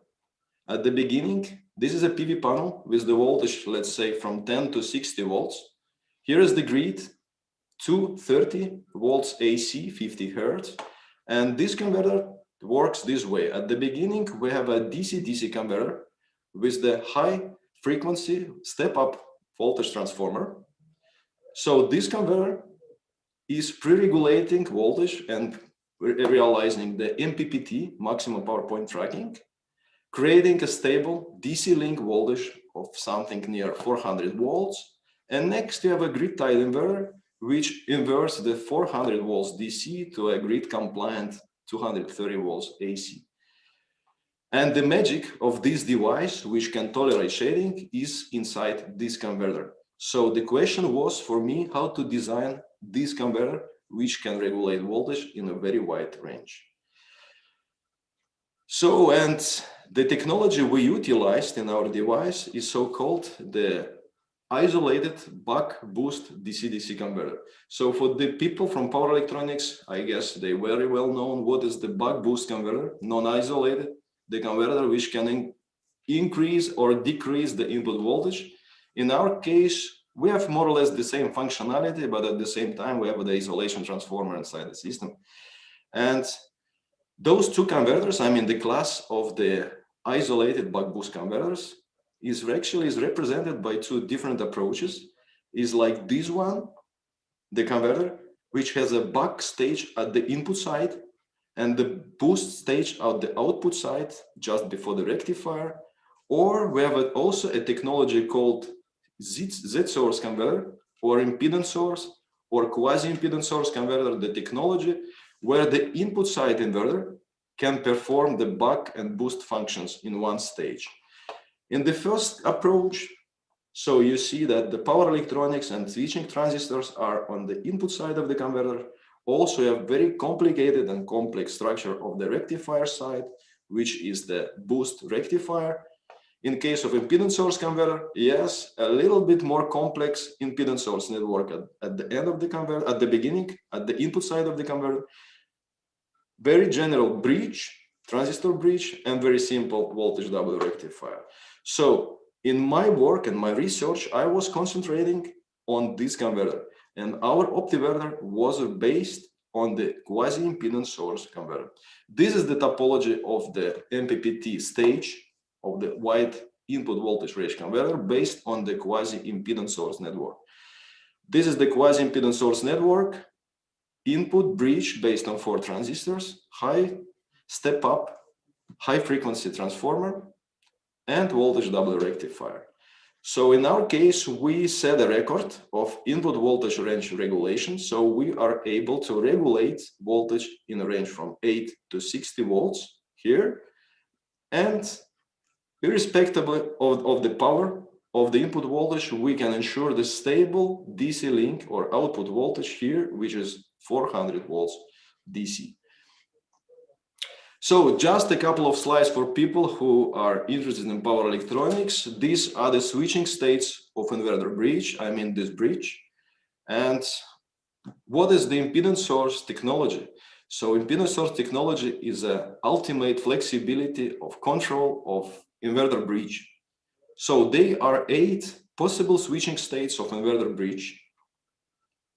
And voltage source converter, it can tolerate these 5 switching states. It's a transfer of energy, and also you see a couple of freewheeling states, and that's it.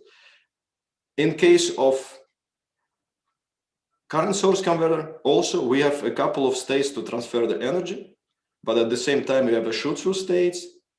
In case of voltage source inverter, these states should be avoided, since in that case the converter will be destroyed. In case of current source converter, these states are allowed, but these states should be avoided, otherwise they will destroy the converter. And in case of impedance source, all these 8 switching states are accepted, and they are used for regulation of the voltage. In our case, the converter is two-mode converter. So we have a boost mode where we are using the shoot-through states to lift the voltage.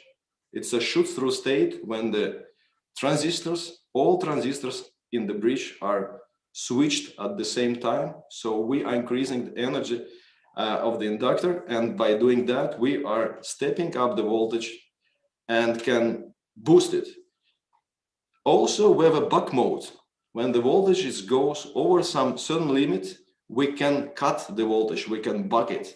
And in that case, the converter is controlled as a resonant converter. And the buck function is realized by the phase shift control.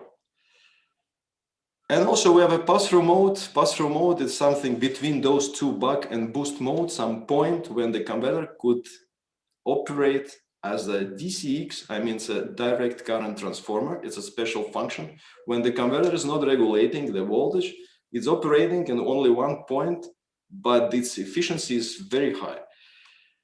And this is the magic of the super wide input voltage range control. So you see here the PV voltage, which can change from 5 or 8 to 60 every time. It can be increased or decreased, and our converter keeps 400 volts DC output side by combining the buck mode and the boost mode. So here's the voltage, threshold voltage. If the PV voltage is below that voltage, I mean from 5 to 35, so we are implementing the shoot-through control boost mode. If the PV voltage is rising over 30 volt, so we need to step down that voltage, implementing the shoot-through, the PSM buck mode. And by combining these two control means, we can ensure the voltage regulation in an ultra-wide range. So it was a short theory. Today, I am not concentrating my attention on the theoretical things since the time is quite short and I need to present a lot of things today. I'm jumping already on the implementation issues, and it was a theory. So the facts are that we need to regulate the voltage in a wide range from 8 or 5 to 60 volts.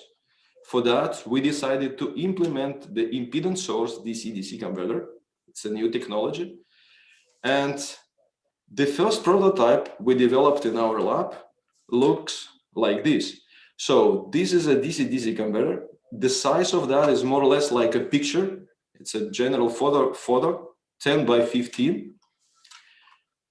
This is the microcontroller. This is the boost inductor, the isolation transformer, the output DC link, I mean the capacitor. And those two are the VDR capacitors. And this is the bottom side of this converter. So you see the transistors of the bridge, transistor of the impedance source network, and the voltage double rectifier diodes, silicon carbide diodes. And what can I say? This converter, as it was the development for the industrial company, was based only on the generic semiconductors. I mean that we didn't implement any of the super expensive or super performance gallium nitride or other types of transistors. These components have been very generic to make it cheap, robust, and simple. And those are several experimental results. You see that the converter is resonant, and you see the current through the transformer. So the shape of this current is resonant, except for the buck mode. It's a DCM operation. And what is the important thing for the PV system, that despite of the operating mode, it could be boost, it could be pass through a buck. The input current of this converter, thanks to the presence of impedance source network, is always continuous. So it's not dropping to zero. So zero is here. Actually, here is the current from the PV panel. So the PV system, the absence of current ripple at the input side and the fact that the current is continuous is especially important when you are trying to realize the high quality MPPT algorithm. The quality of current, the quality of input voltage are like very essential.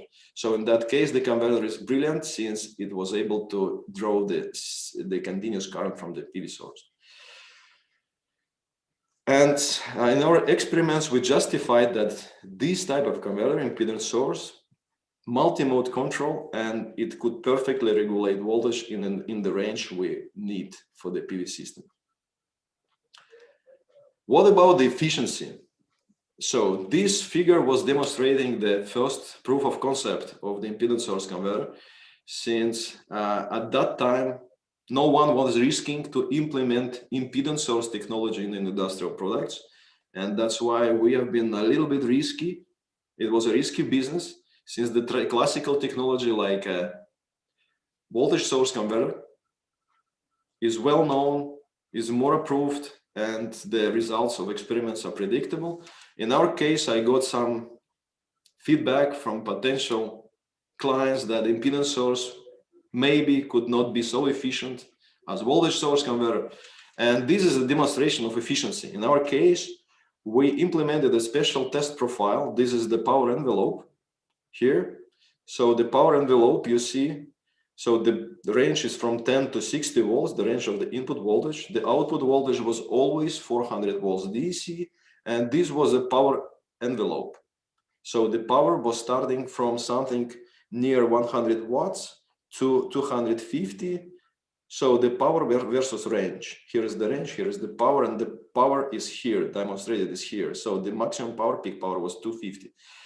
And you see the efficiency of that converter. It was the very first try, and the efficiency in the maximum point, the maximum efficiency was close to 97%. And for us, it was a quite good result, since the efficiency of these devices today on the PV market, I mean the compact power electronics for the PV, is rather between the 92 to 96%. And at our first try, we immediately got quite promising efficiency numbers, and that's why we decided to continue with that technology and implement it in the product. And on this slide, you see our first, let's say, proof of concept of a full DC-AC converter. Since before, what I was discussing before on previous slide, it was just a DC-DC stage. And now on this figure, you see the converter, which contains also the output part. So this is the DC-DC. Here is the 400 volts DC. Here is the volume cap to decouple the double grid frequency ripple. And here is the output AC side with a lot of different measurement circuits and EMC or damping circuits, common mode inductors and everything, but this converter is already DC-AC optiverter. And you see how this converter works. So the maximum power of that converter was 250. So the power of this converter should correspond to the power of PV module. So to make it compact, the frequency was chosen as 110 kilohertz, the frequency of the DC-DC stage. The frequency of the grid-tied converter was 20 kilohertz. And the important thing of that converter, this converter has no external cooling. So everything is done by the natural convection cooling. So it means that the power is distributed, I mean the loss power is distributed over the PCB and released from the PCB to the air. So this converter has no any fans, nothing. So this converter have like a self-cooling feature. So, and these are the figures. Sorry, I'm scrolling so fast. So this is the voltage of the PV module. You see some presence of two of the double grid frequency ripple appearing, but it's quite well damped since the 0 point is here. That's the PV current and the PV voltage. So this is the voltage and current at the intermediate DC link, rather at this capacitor. And this is the grid voltage and current. So these are taken from the PV and this goes to the grid. Now it's the most important thing. So these are the efficiencies. This technology is the multi-stage technology. Just to remind you that at the beginning, the voltage from the PV is regulated by the DC-DC converter. And the efficiency of DC-DC converter is this blue line. you see that the maximum efficiency is close to something 98%. So next is the grid tied part. This part is very efficient. This is just the inverter working in one point without any regulation, just pushing power to the grid. The efficiency is very high, but those two efficiencies are summed up and you see the full efficiency of this converter, which is close to 95 or something %. What can I say? And I told already before that the 95% for this small system is rather good efficiency. For the bigger power electronics, for PV, efficiency could be higher, but for the small compact devices, efficiency between 92, 93% and 96 is something you can find today on the market. And this was what we developed in the lab. Since, as I told you, this project and this presentation today describing you the development of the device, which started in my power electronic lab, and next the technology was transferred to the startup company. So, and this was what we achieved in the lab. And at this point, the technology was transferred to the company for the product development. And today, and now I have some intermediate stop to just to underline a couple of important things. Since before it was the scientific study, and next step have been like a product development. And in case of a science, what can I say as the power electronic professor, that the impedance source power electronic converters are not so bad, as you can read from the many papers. They are not so good as the voltage source or not as good as the current source. They are worse or whatever. If they are properly tuned and properly designed, properly implemented, the impedance source technology is quite versatile. And from my point of view, this could be recommended for the applications requiring ultra-wide voltage regulation range, such as PV systems. Okay, this converter should be designed quite precisely. And for the PV system, the most important thing in the design is to ensure that the efficiency is good, not only at the highest operating power, but also at the low power operation. Since the efficiency should be rather linear, starting from 15% of the power up to 100% of the power. This is a special and big headache for the designer, but you need to pay attention to that.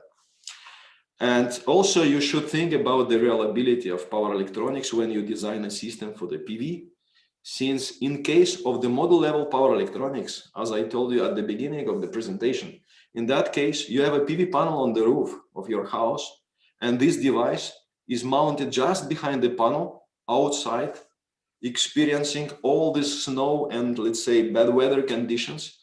But the trend of the market today that this device should operate at least the same long as the PV panel itself.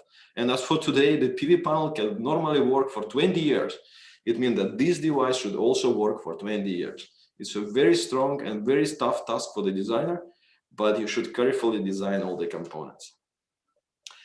And now these are the slides regarding the product development. You see what was delivered to the company from the lab. And here you can see the product.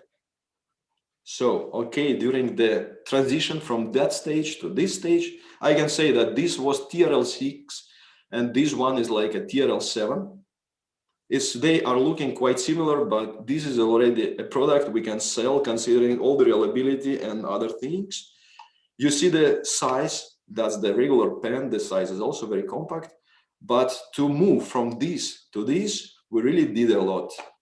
For instance, in that case, this device wasn't cost optimized, but in that case, we took a serious attention to make it like a 25 euro cents per watt.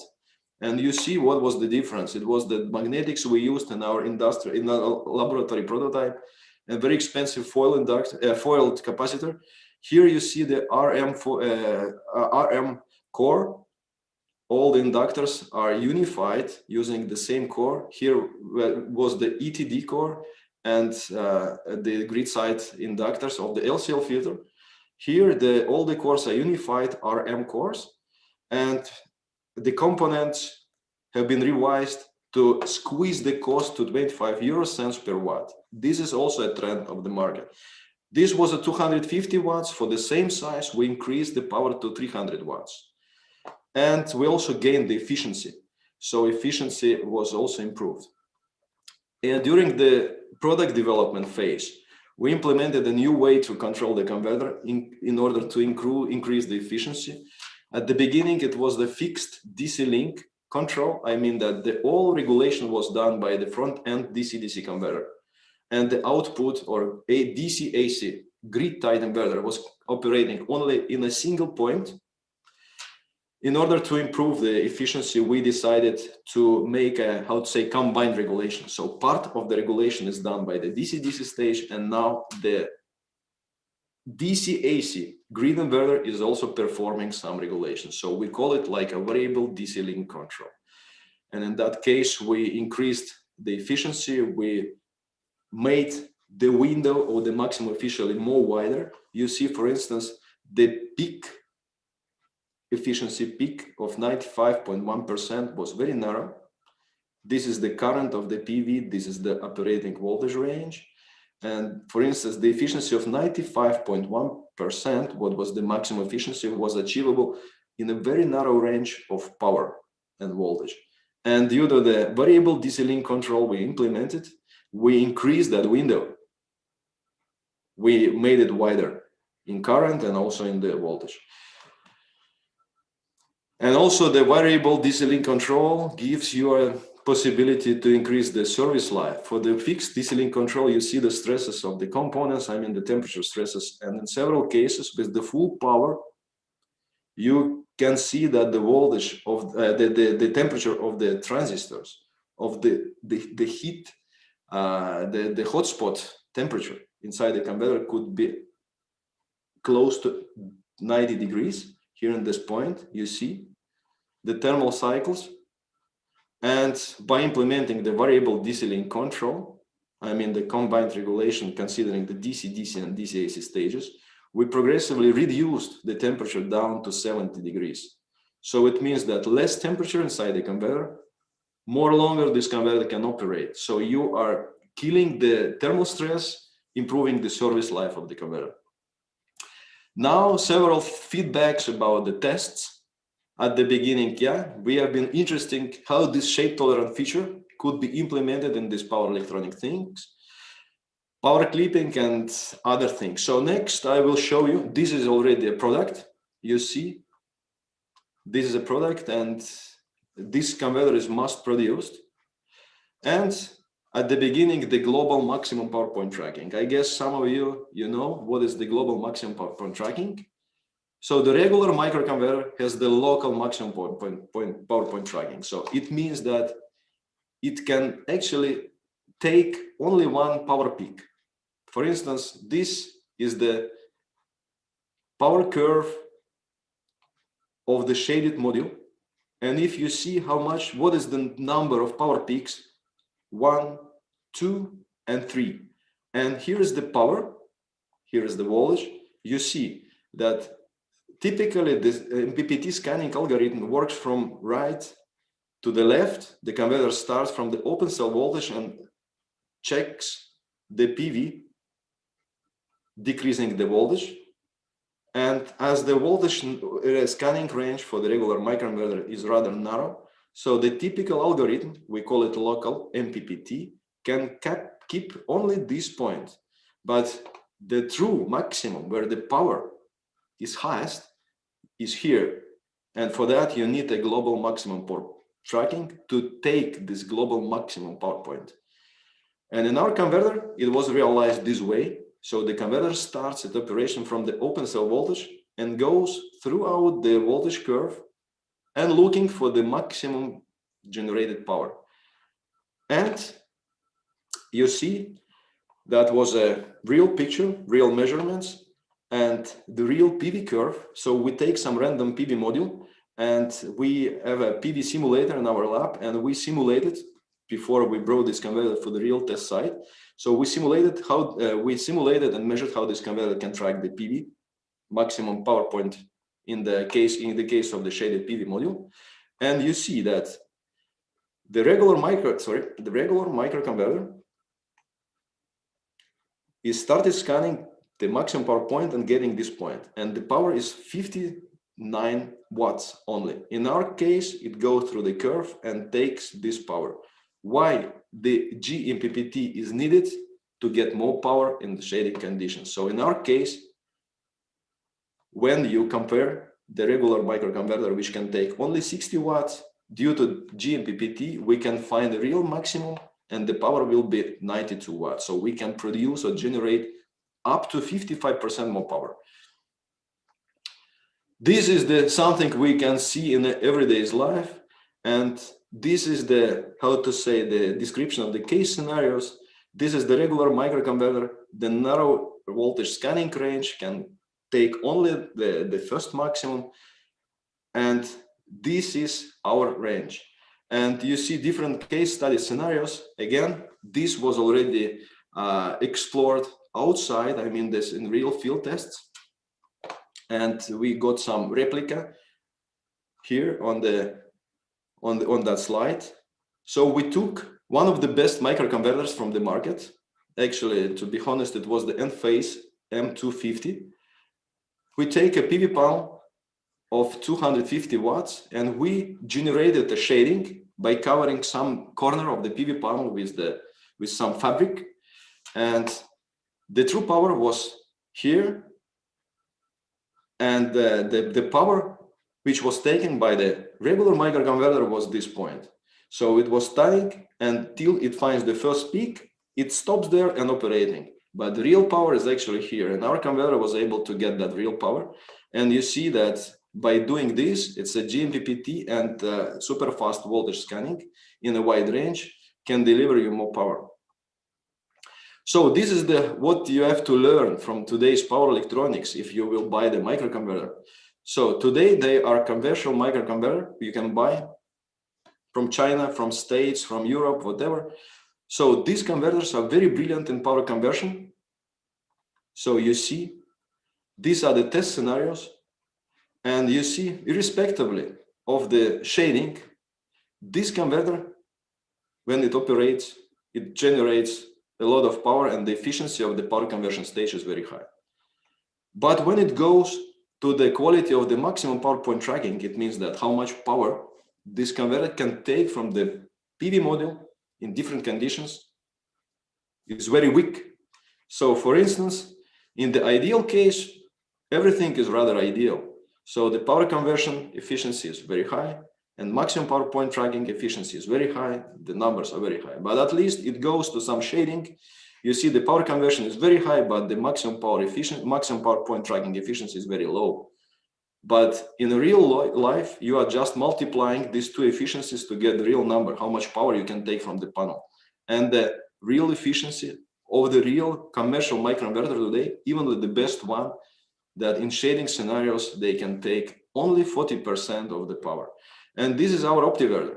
In our OptiVerters, the efficiency of the power conversion, as the converter is very wide range operating, is not as brilliant as here, but due to the GMPPT algorithm, so the quality of the maximum power point tracking is almost constant, is not very high.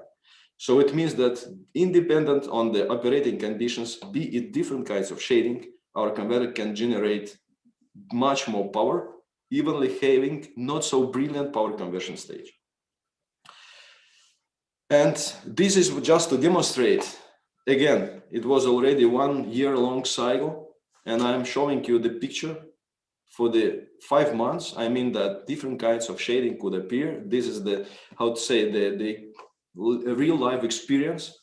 It's a PV panel operating on our, let's say, rooftop, and these are the conditions. So the unshading converter is here, but during the test cycle also you can see that the converter could be shaded or seriously shaded.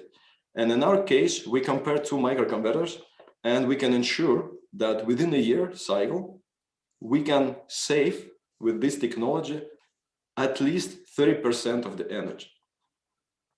Also, what was good, we also tried our converter with the solar roof. You know what is the solar roofing element? Solar roofing element, it's a solar tiles or different panels to create a roof. And but the problem of this roof PV systems, that they are typically the very small PV cells, low voltage, and you need to connect them in series, many pieces. And the converter should tolerate high voltage, since in that case it should be a series string of maybe 6 or like evenly 10 panels. I mean the tiles or the elements.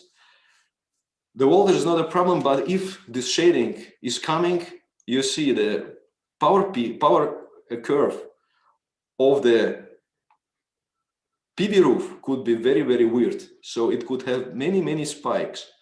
And for that installation today, in many cases, the regular microinverter is working. But as I was explaining to you, this microinverter is able only to track the first peak. And during the winter, when the snow is accumulated on the roof, or bird droppings, or leaves, or whatever, or dust, so this converter will underproduce or will generate a lot of losses. And that's why this kind of the devices which can, let's say, perform the global maximum power point tracking are really highly advisable for the solar roof applications, when the PV generation profile could be very specific and contain a lot of power spikes. Another thing, so this project was 60% or maybe 80% power electronic based, but also we have some IT intelligence inside. So this is the regular microinverter from the leading company from United States. If you need to buy this converter for the cost of $150, for instance, you see that the price of this converter is $150. You order this converter from the shop, and you are finally surprised that this converter can't work without additional things you should also buy. For instance, this is the gateway for this converter in order to connect this converter to the AC grid, to introduce the grid codes, to transfer some settings. You can buy this device, but without that, it's brother, you know, this converter is no chance to put in the operation. Also, you need to buy some cables. So your investment will be to buy this device and the converter itself. And when you see the cost of this device of 150 euro, you need to pay 250 for that. And also for this trunk cable, you need to pay an additional $20. And you see, it's not anymore 150, it could be close to 400 euro. This wasn't cheating, or let's say it was a trick of the microconverter developers who are selling them. And in our case, we decided to not to cheat people, no, create some hidden costs for wiring or gateway. In our case, this gateway is integrated inside the converter and is Wi-Fi based. And we are supplying this device also with the cables. So you see that these are the cable for the PV. And this is the 230 AC cable. And also it's a transit cable. So you can connect them in parallel string, just plug in many devices in a string. This is how to initialize this converter. So to run this converter, not any more external devices are needed. You need to use your mobile. You take your mobile, you are scanning the barcode of this converter. So, but you need to be connected to the internet. You create very simple setup, geotag, to set up the grid code. And in 4 steps, in 5 steps, you are easily and very fastly putting your converter into the operation. And what we are doing today. So today in the company, this is about a startup or spin-off company from our lab. We are producing these devices. We are producing also the Energy Manager. It's a special IT platform to see what is happening with the PV panels, to make some, let's say, predictive maintenance, to see the power flow, to see the troubles of the PV system. It's just a reporting, charting, and different software updates. And also we created a visualization. So if you install the system on your rooftop, you see how the system generation is working, let's say. We have a lot of validation test sites around Europe. Today, we're also developing a special kit It's actually, you can buy 2 PV panels, 2 microconverters, and you immediately can plug in your, let's say, AC socket at your house. You can put it on the balcony, you can put on your terrace on your house. It's very simple, it's easy to combine. We call it do-it-yourself kit. And today also we are developing the special kit for the balconies. So this is more or less the last slide. Okay, sorry for my very speedy presentation, since I was trying to describe you everything, starting from why it's needed throughout the power electronic things, control, and IT. So the last slide is about what we learned and what is still to be needed. Today we have a device, but still we are not finally happy with that. We are still developing it, and today we are trying to learn the special topology morphing control approach to optimize the efficiency over the wide range of voltage and operating power. Also, we are learning how we can extend the service life of this device. What we achieved today, we achieved through this very specific calculations and simulation test in thermal chambers. We can ensure that this converter can normally work with the minimum failure rate for 20 years. But what we need today is to extend the service life from 20 to 25. So it's still a lot of things to do, and we are hardly working on that. What we see, we need to make this converter compact. Today we are studying how we can implement the gallium nitride transistors to increase the switching frequency from 110 to maybe 400, 500 kilohertz, to make it more compact, more dense, and to more lightweight maybe. What is needed by the market today to make it very, very flat and narrow? Let's say today our converter height is like a 3.5 centimeters. But what the technology is, what is the best achievement in the PV technology today is to embed the microconverter inside the frame of the PV module. In that case, it means that the converter should be not thicker than the 1 inch. So the better than the converter height is 2 centimeters. So we need to make it more compact, more dense, more flat. It's a lot of work for the industrial design and for the improvement in power electronics. And also, we are trying to develop a battery storage, reutilizing the platform of this OptiVerter. So what is the battery storage? The battery storage is, as we call it, AC battery. It's a lithium ferrum phosphate battery with some power electronics inside. It's directly pluggable to the AC grid. Still DC battery technology, no magic inside, but the converter, which can connect this battery to the AC grid. So in case of the PV system, you definitely need a battery to balance the production and let's say, and the consumption of the PV energy. So this is what I tried to squeeze in 40 minutes. I guess I did it in 45 minutes. Sorry for my short delay. You still can read a lot from our published papers.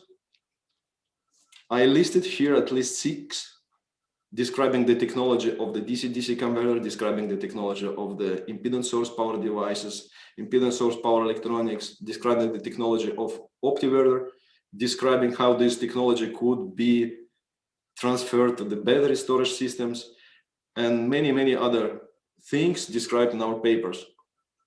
This was all from my side, and you can write me an email. And if you have any questions, so please feel free to ask, and I would like to mention again that we can chat now in Russian as well. Thank you. Thank you too. Please question.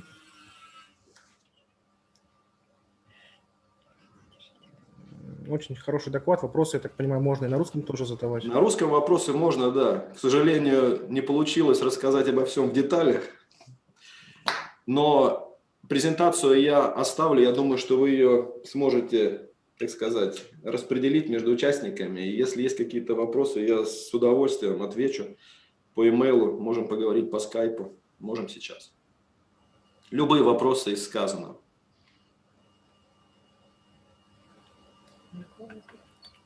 Вопросов нет уже? Можно задать вам вопрос?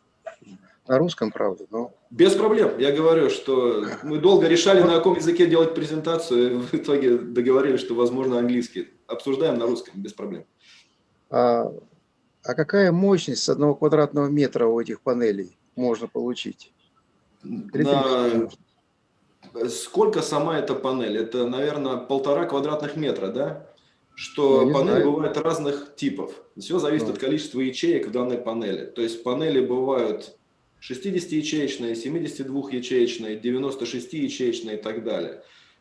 В домашних применениях в основном используются 60-ячеечные панели. Стандартный размер у них 1,7 метра на метр или как-то так, но это стандартный размер. Мощность их сегодня, в зависимости от технологии, есть self-cut technology, может быть от 250, это самые, так сказать, непередовые панели, отставшая такая технология, до 400 ватт на тот же размер. То есть технология панелей сейчас улучшается как минимум 3-4 раза в год, в основном улучшается их КПД, и за счет этого растет мощность снимаемого с этого же размера.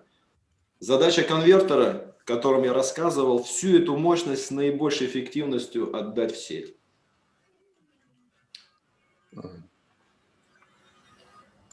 То есть, еще раз, при неменяемых размерах панели их мощность ежегодно растет. Вопрос такой возникает. А финансовые вложения в такую систему, насколько они потом оправдаются и как они окупятся?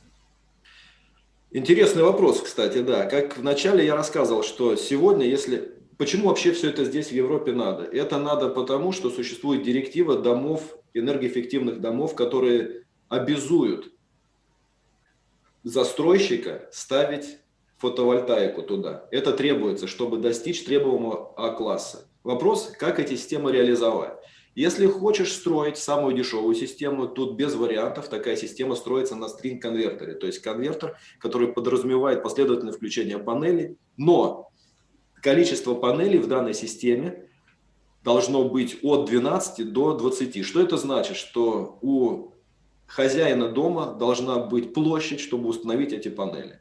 Не у всех эта площадь есть, и не всем требуется такая мощность. Поэтому переходят к концепту, который я сегодня рассказывал, это концепт микроэлектроники для панелей. Она дороже, чем стринг в пересчете на ватт мощности, может быть до 30%, но она имеет свои плюсы. Насчет окупаемости. Здесь в Европе вопрос окупаемости не стоит, потому что это требование. Все дома нового поколения А-класса должны иметь фотовольтаику. То есть об окупаемости никто не говорит. В данном случае, если человек или клиент собирается строить дом, без наличия PV в проекте, такой проект не будет утвержден. Он не сможет построить дом. В данном случае человек об окупаемости не думает, он просто думает о том, как ему получить разрешение на строительство подобного дома. Если говорить об окупаемости, то тут опять есть разные сценарии. Что сценарий, насколько он продает энергию в сеть, допустим, тоже сложный вопрос. Или он всю энергию пытается использовать дома, снижая самопотребление дома. Использует он накопитель энергии, например, который рекомендуется настоятельно использовать, но тоже является финансово не особо целесообразным. Тут есть разные варианты, которые имеют разные ответы. Самоокупаемость может и вообще не существовать, то есть их можно никогда не окупить. Если большая система и производится маркетинг энергии, то есть энергия продается в сеть, самоокупаемость может быть достигнута и в течение 6 лет. То есть, к сожалению, ответ такой. Сегодня PV должно стоять на всех новых домах, которые строятся для поддержания А-класса. Вопрос самоокупаемости – это вопрос реализации систем. Спасибо. I have a question от Рене Шмидт. Он в чате. Да, no problem. We can switch to English back. Да, English, please. Why do you go to V1 connection? You have power cables anyway to connect the different device. Maybe it would be more efficient to use power line communication. Yes, power line communication this is the technology used today in many of the devices, the power line communication. So, but it means that all these IT things are transferred through the power lines, yes. But if you have many systems connected to many phases, you know, so in phase A, for instance, you have a power transfer from one part of the microinverters. In phase B, you have power transfer from the second group of the microinverters, and you need to put them together. I mean, how to connect the phases and get the information from different phases. Since you need to concentrate this information in some unit, you need to think how you can, let's say, take this information through power line from different phases inside the electrical system of a house. This is doable, but this requires some additional investment and makes the complexity and increases the complexity of the realization. Why we decided to make the Wi-Fi based? Since up to my knowledge, Wi-Fi routers today are everywhere. So this is a simple, robust, and quite easy to implement technology. For the power line communications, I guess the realization inside the converter to decouple the signal, to make it, to put a transformer, so the realization inside the converter is more expensive than the Wi-Fi chip. Okay, it is much more established, is well known, but it's more costly and could have some troubles when you need to get the information from different phases of electrical system.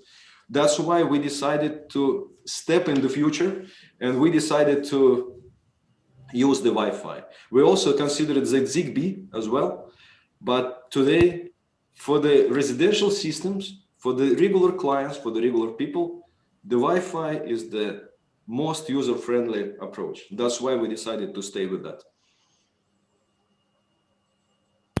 Okay. Thank you for your answer. Rene, your questions. Yes, thank you very much for the clarification. I want to thank you for this very, very good presentation and for this very informative presentation, because I was also thinking about to buy some PV cells some years ago. And I was shocked because they are so inefficient currently in the real world scenarios. So if you don't have perfect scenarios, which you basically have never, so that it makes absolutely no sense to buy them as a private person. Not so. It's a very straightforward way, let's say. At least here in Germany, since we have not so long sun times like in other regions. But with this, it was really difficult, or let's say the cost has been accumulated just after 15 years. Mm-hmm. And if the cells are just living for 20 years in the average, you don't have so much off from it, let's say it in this way. So, but this was really an eye-opener why we have this poor performance, and I'm really happy that you have a solution for it now.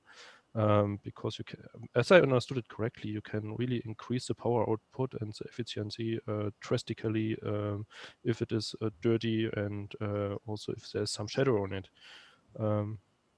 But one question came up in this context when you talked about this comparison between your system and the system from Micro, whatever. Yeah, we can go back. So how much shadow was on the PV cells where you made this comparison to set up the different power levels? Good remark, since I was very speedy on my presentation, since I really jumped over the slides, due to the time limitation, and I skipped that. But look, this was the table, and these are the conditions. So if you are familiar with the PV topic, you can understand that the regular PV panel has three substrings inside, right? So 3 substrings connected through bypass diodes, and those are the indicators of the irradiance of the substring. So 3 substrings, and this is the irradiance. 1000, 1000, 1000 watt per square meter. That is the typical criteria for assessment of the irradiation of the PV panel. This is the standard test condition. So this is the nameplate power of the PV module. NOCT, it's the normal operating cell temperature. This is rather the conditions where the real panel really works in real life. This is the partial shading scenario. Number 1, you see one substring is 800, another 800 is and the last one is 200. You can see on that figure. Sorry, I'm very fast. Yeah. This is the uniform. Maybe, this is ideal case. This is the case where this substring is 800, 800, and this one, due to the corner shade, is 200. Okay. And this is the opaque. Opaque, it means that if the leaf, this is a nice leaf, is sticking on the surface of the PV panel, this substring, we call it opaque shading, this substring is blocked. So this is a very, very well-known leaf problem. So leaf and also the bird dropping. This is a magic that if the bird is flying and creating some droppings on the PV panel, this PV panel is really strongly affected by the bird droppings. It means that the voltage and power is generated only by one substring inside the PV panel. And these here have been the scenarios according to that.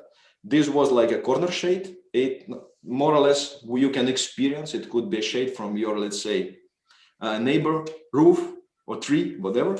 And this is the opaque shading when the leaf was on one of the out of three substrings of your panel, 0. So one substring is not generating, it just bypassed. And this is a severe opaque shading, could happen in our autumn conditions where we see a lot of leaves flying away from the trees. So the PV panel is blocked by 2/3. And these are how the commercial ones and how our system are working. So these are different case scenarios from the real life operation. So the converter could still take power from the PV, the regular commercial one. To be honest, here was one of the best you can buy.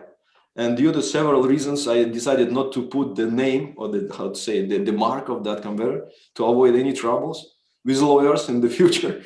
But I can claim that this one of the best you can buy. And this converter is brilliant from the efficiency, power conversion efficiency point of view. But when it goes to the MPPT tracking efficiency, you see the numbers are very disappointing. And the real, what you can push to the grid is just the multiplication of these two. And this, what this converter and these conditions can put to the grid. You see that in case of opaque shading, when the leaf sticks to the surface of your panel, you can put only 33% out of 250 watts available, or let's say not 250, but like from 150 watts available from the panel, you can push only 1/3 to the grid.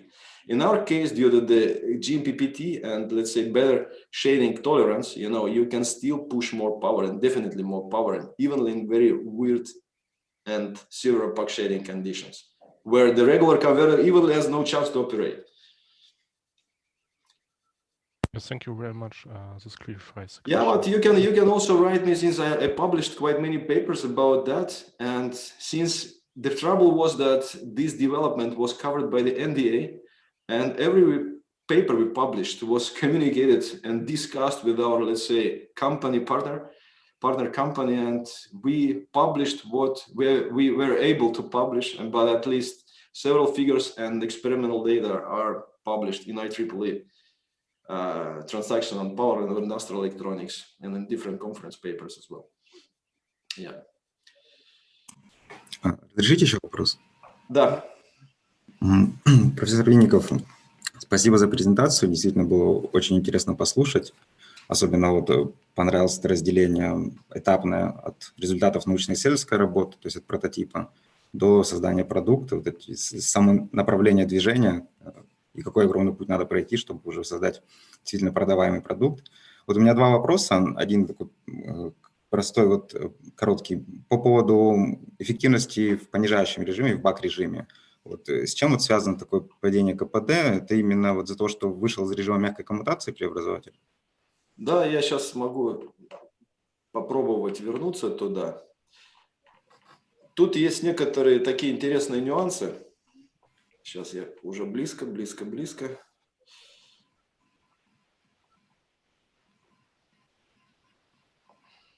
Здесь используется режим, понижающий режим, когда конвертер, там на входе стоит импедансное звено, дальше стоит мост и дальше стоит выпрямитель, как это все было видно. То есть в повышающем режиме мы его контролируем как инвертор тока, делая короткое замыкание, перекрестная проводимость и так далее. Все другие режимы, в том числе и бак, мы его регулируем как резонансный преобразователь. В данном случае это был phase shift modulation.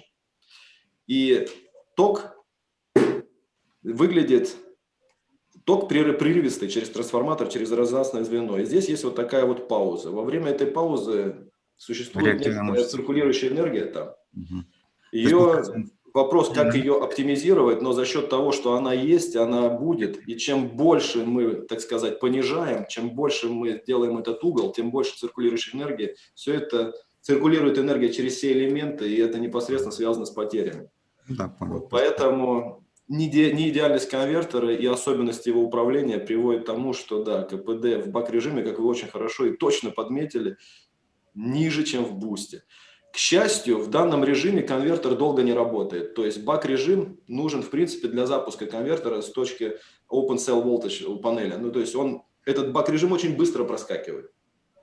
Основная работа конвертера – это shade tolerance, это работа в затененных условиях или работа в нормальной точке в идеальных условиях происходит либо в бусте, либо в режиме близкому к нормальному, не в баке. В баке он работает очень мало, возможно, 5 или 10% от всего времени работы.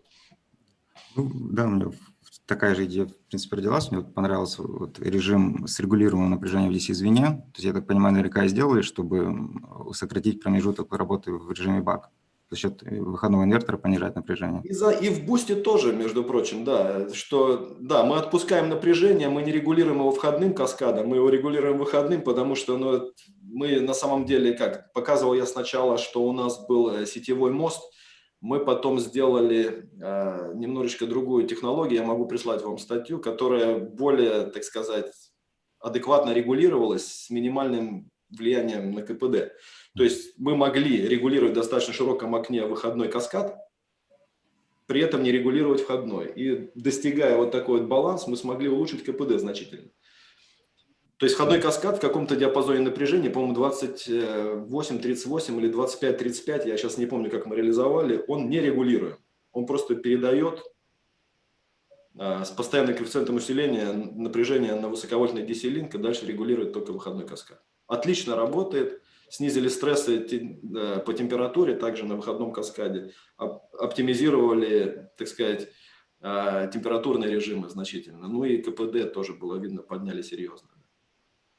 Спасибо. И второй вопрос. Меня интересует автономный режим, то есть когда без сети работают эти панели, именно в такой архитектуре, когда у каждой панели свой инвертор стоит. Вот как они параллелятся? Какие алгоритмы в целом наиболее популярны и конкретно вот в вашем изделии? В автономном режиме, да, тут как бы вопрос такой, к сожалению, вас разочарую, вопрос в том, что когда мы развивали эту концепцию, мы развивали его параллельно как автономные инверторы, допустим, для закрытой системы или islanded operation, и как бы для сетевого подключения. В данном случае европейские нормы не разрешают его использовать как автономный, но в такого плана применениях. Я не говорю, допустим, о том, что если поехали на природу, там какую-то панель использовали там для того, чтобы холодильник запитать. Я говорю для систем энергоснабжения для домов подобного плана. Там использование автономных систем, не автономных, а систем, изолированных от сети, не разрешается. То есть в плане электробезопасности. В нашем случае это система, подсоединенная в сеть. Вот. И поэтому такой вопрос на самом начале мы решили даже не изучать в принципе. Но в целом знаком, может, там, в других странах, где это разрешено, как обычно строится? Нет, это, к сожалению, в Европе это не разрешено, это не регламентировано, поэтому подобную систему открыто, но это, если не будем это считать, что это китайский инвертор напряжения для работы там в бессетевом режиме, но как бы такие системы официальные, продающиеся для инсталляции для домов в режиме islanded operation не разрешено использовать, потому что это не регламентировано сегодня. Ну, честно говоря, странное ограничение. В чем могут быть причины? Они же изолированы гармонически. Но они говорят то, что, допустим, если будут проводиться электроработы и, допустим, инвертор продолжит генерировать в локальную сеть, допустим, и она не будет подключена к сети 230, к общей сети, кто-то может получить электрический, так сказать, удар и, допустим, как вот это все регламентировать. В данный момент времени... Мне кажется, когда на сеть работает менее безопасно. Да. А вот, кстати, вот этот режим работы на сеть в случае обслуживания, как вообще эта процедура идет? Отключается сначала сеть, потом инвертор, имеется в виду размыкается, или как? В доме все очень просто. Это система для домов. В доме стоит главный автомат. Его надо отделить от сети. В принципе, инвертор отработает алгоритм потери сети. Он должен сам выключиться в любом случае. Это и есть система защиты. И система защиты в плане электробезопасности, да, что отрабатывает анти-алендинг алгоритм, система выключается и можно производить работу. Главным автоматом можно выключить. Можно инвертор выключить, например, дистанционно, используя мобильный телефон, вот эту систему, которую я показывал. Данный инвертор нормально управляется с мобильного телефона. Мы можем прервать его работу в любое время. Но в плане проведения электроработы, это как обычная электроработа дома, что есть электрощиток, которым выключается автомат защиты. Регламента конкретного нет. Ну хорошо, спасибо. Спасибо за ответ. Коллеги, можно вопрос задать? Задавайте.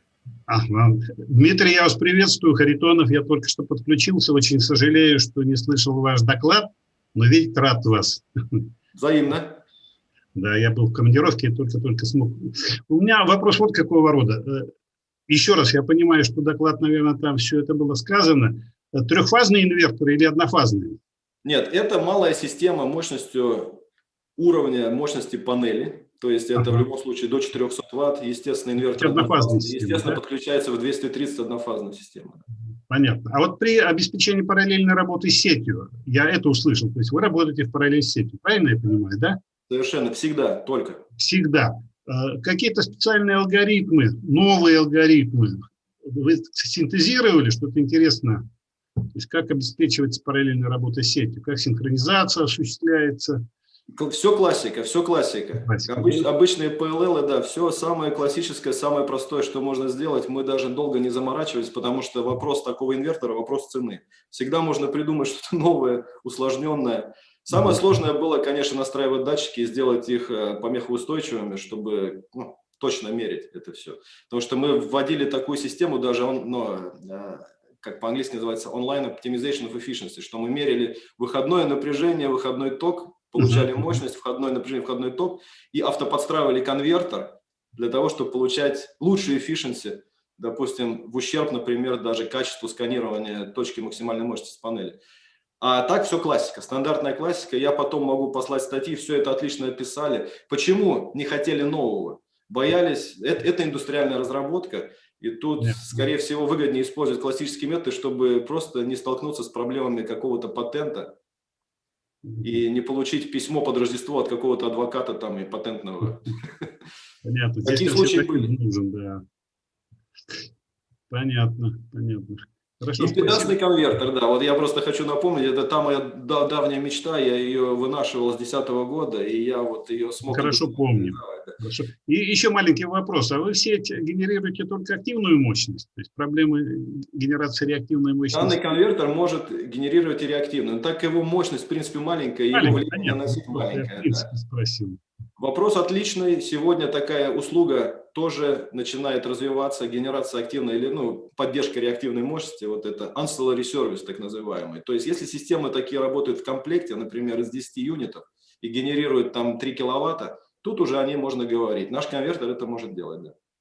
А вот когда вы работаете в параллель сетью, вы генерируете чисто синусоидальный ток, или если нагрузка требует не синусоидального тока, примитель подключился? Сейчас пока в чистом виде, да, синус. Синус. Да.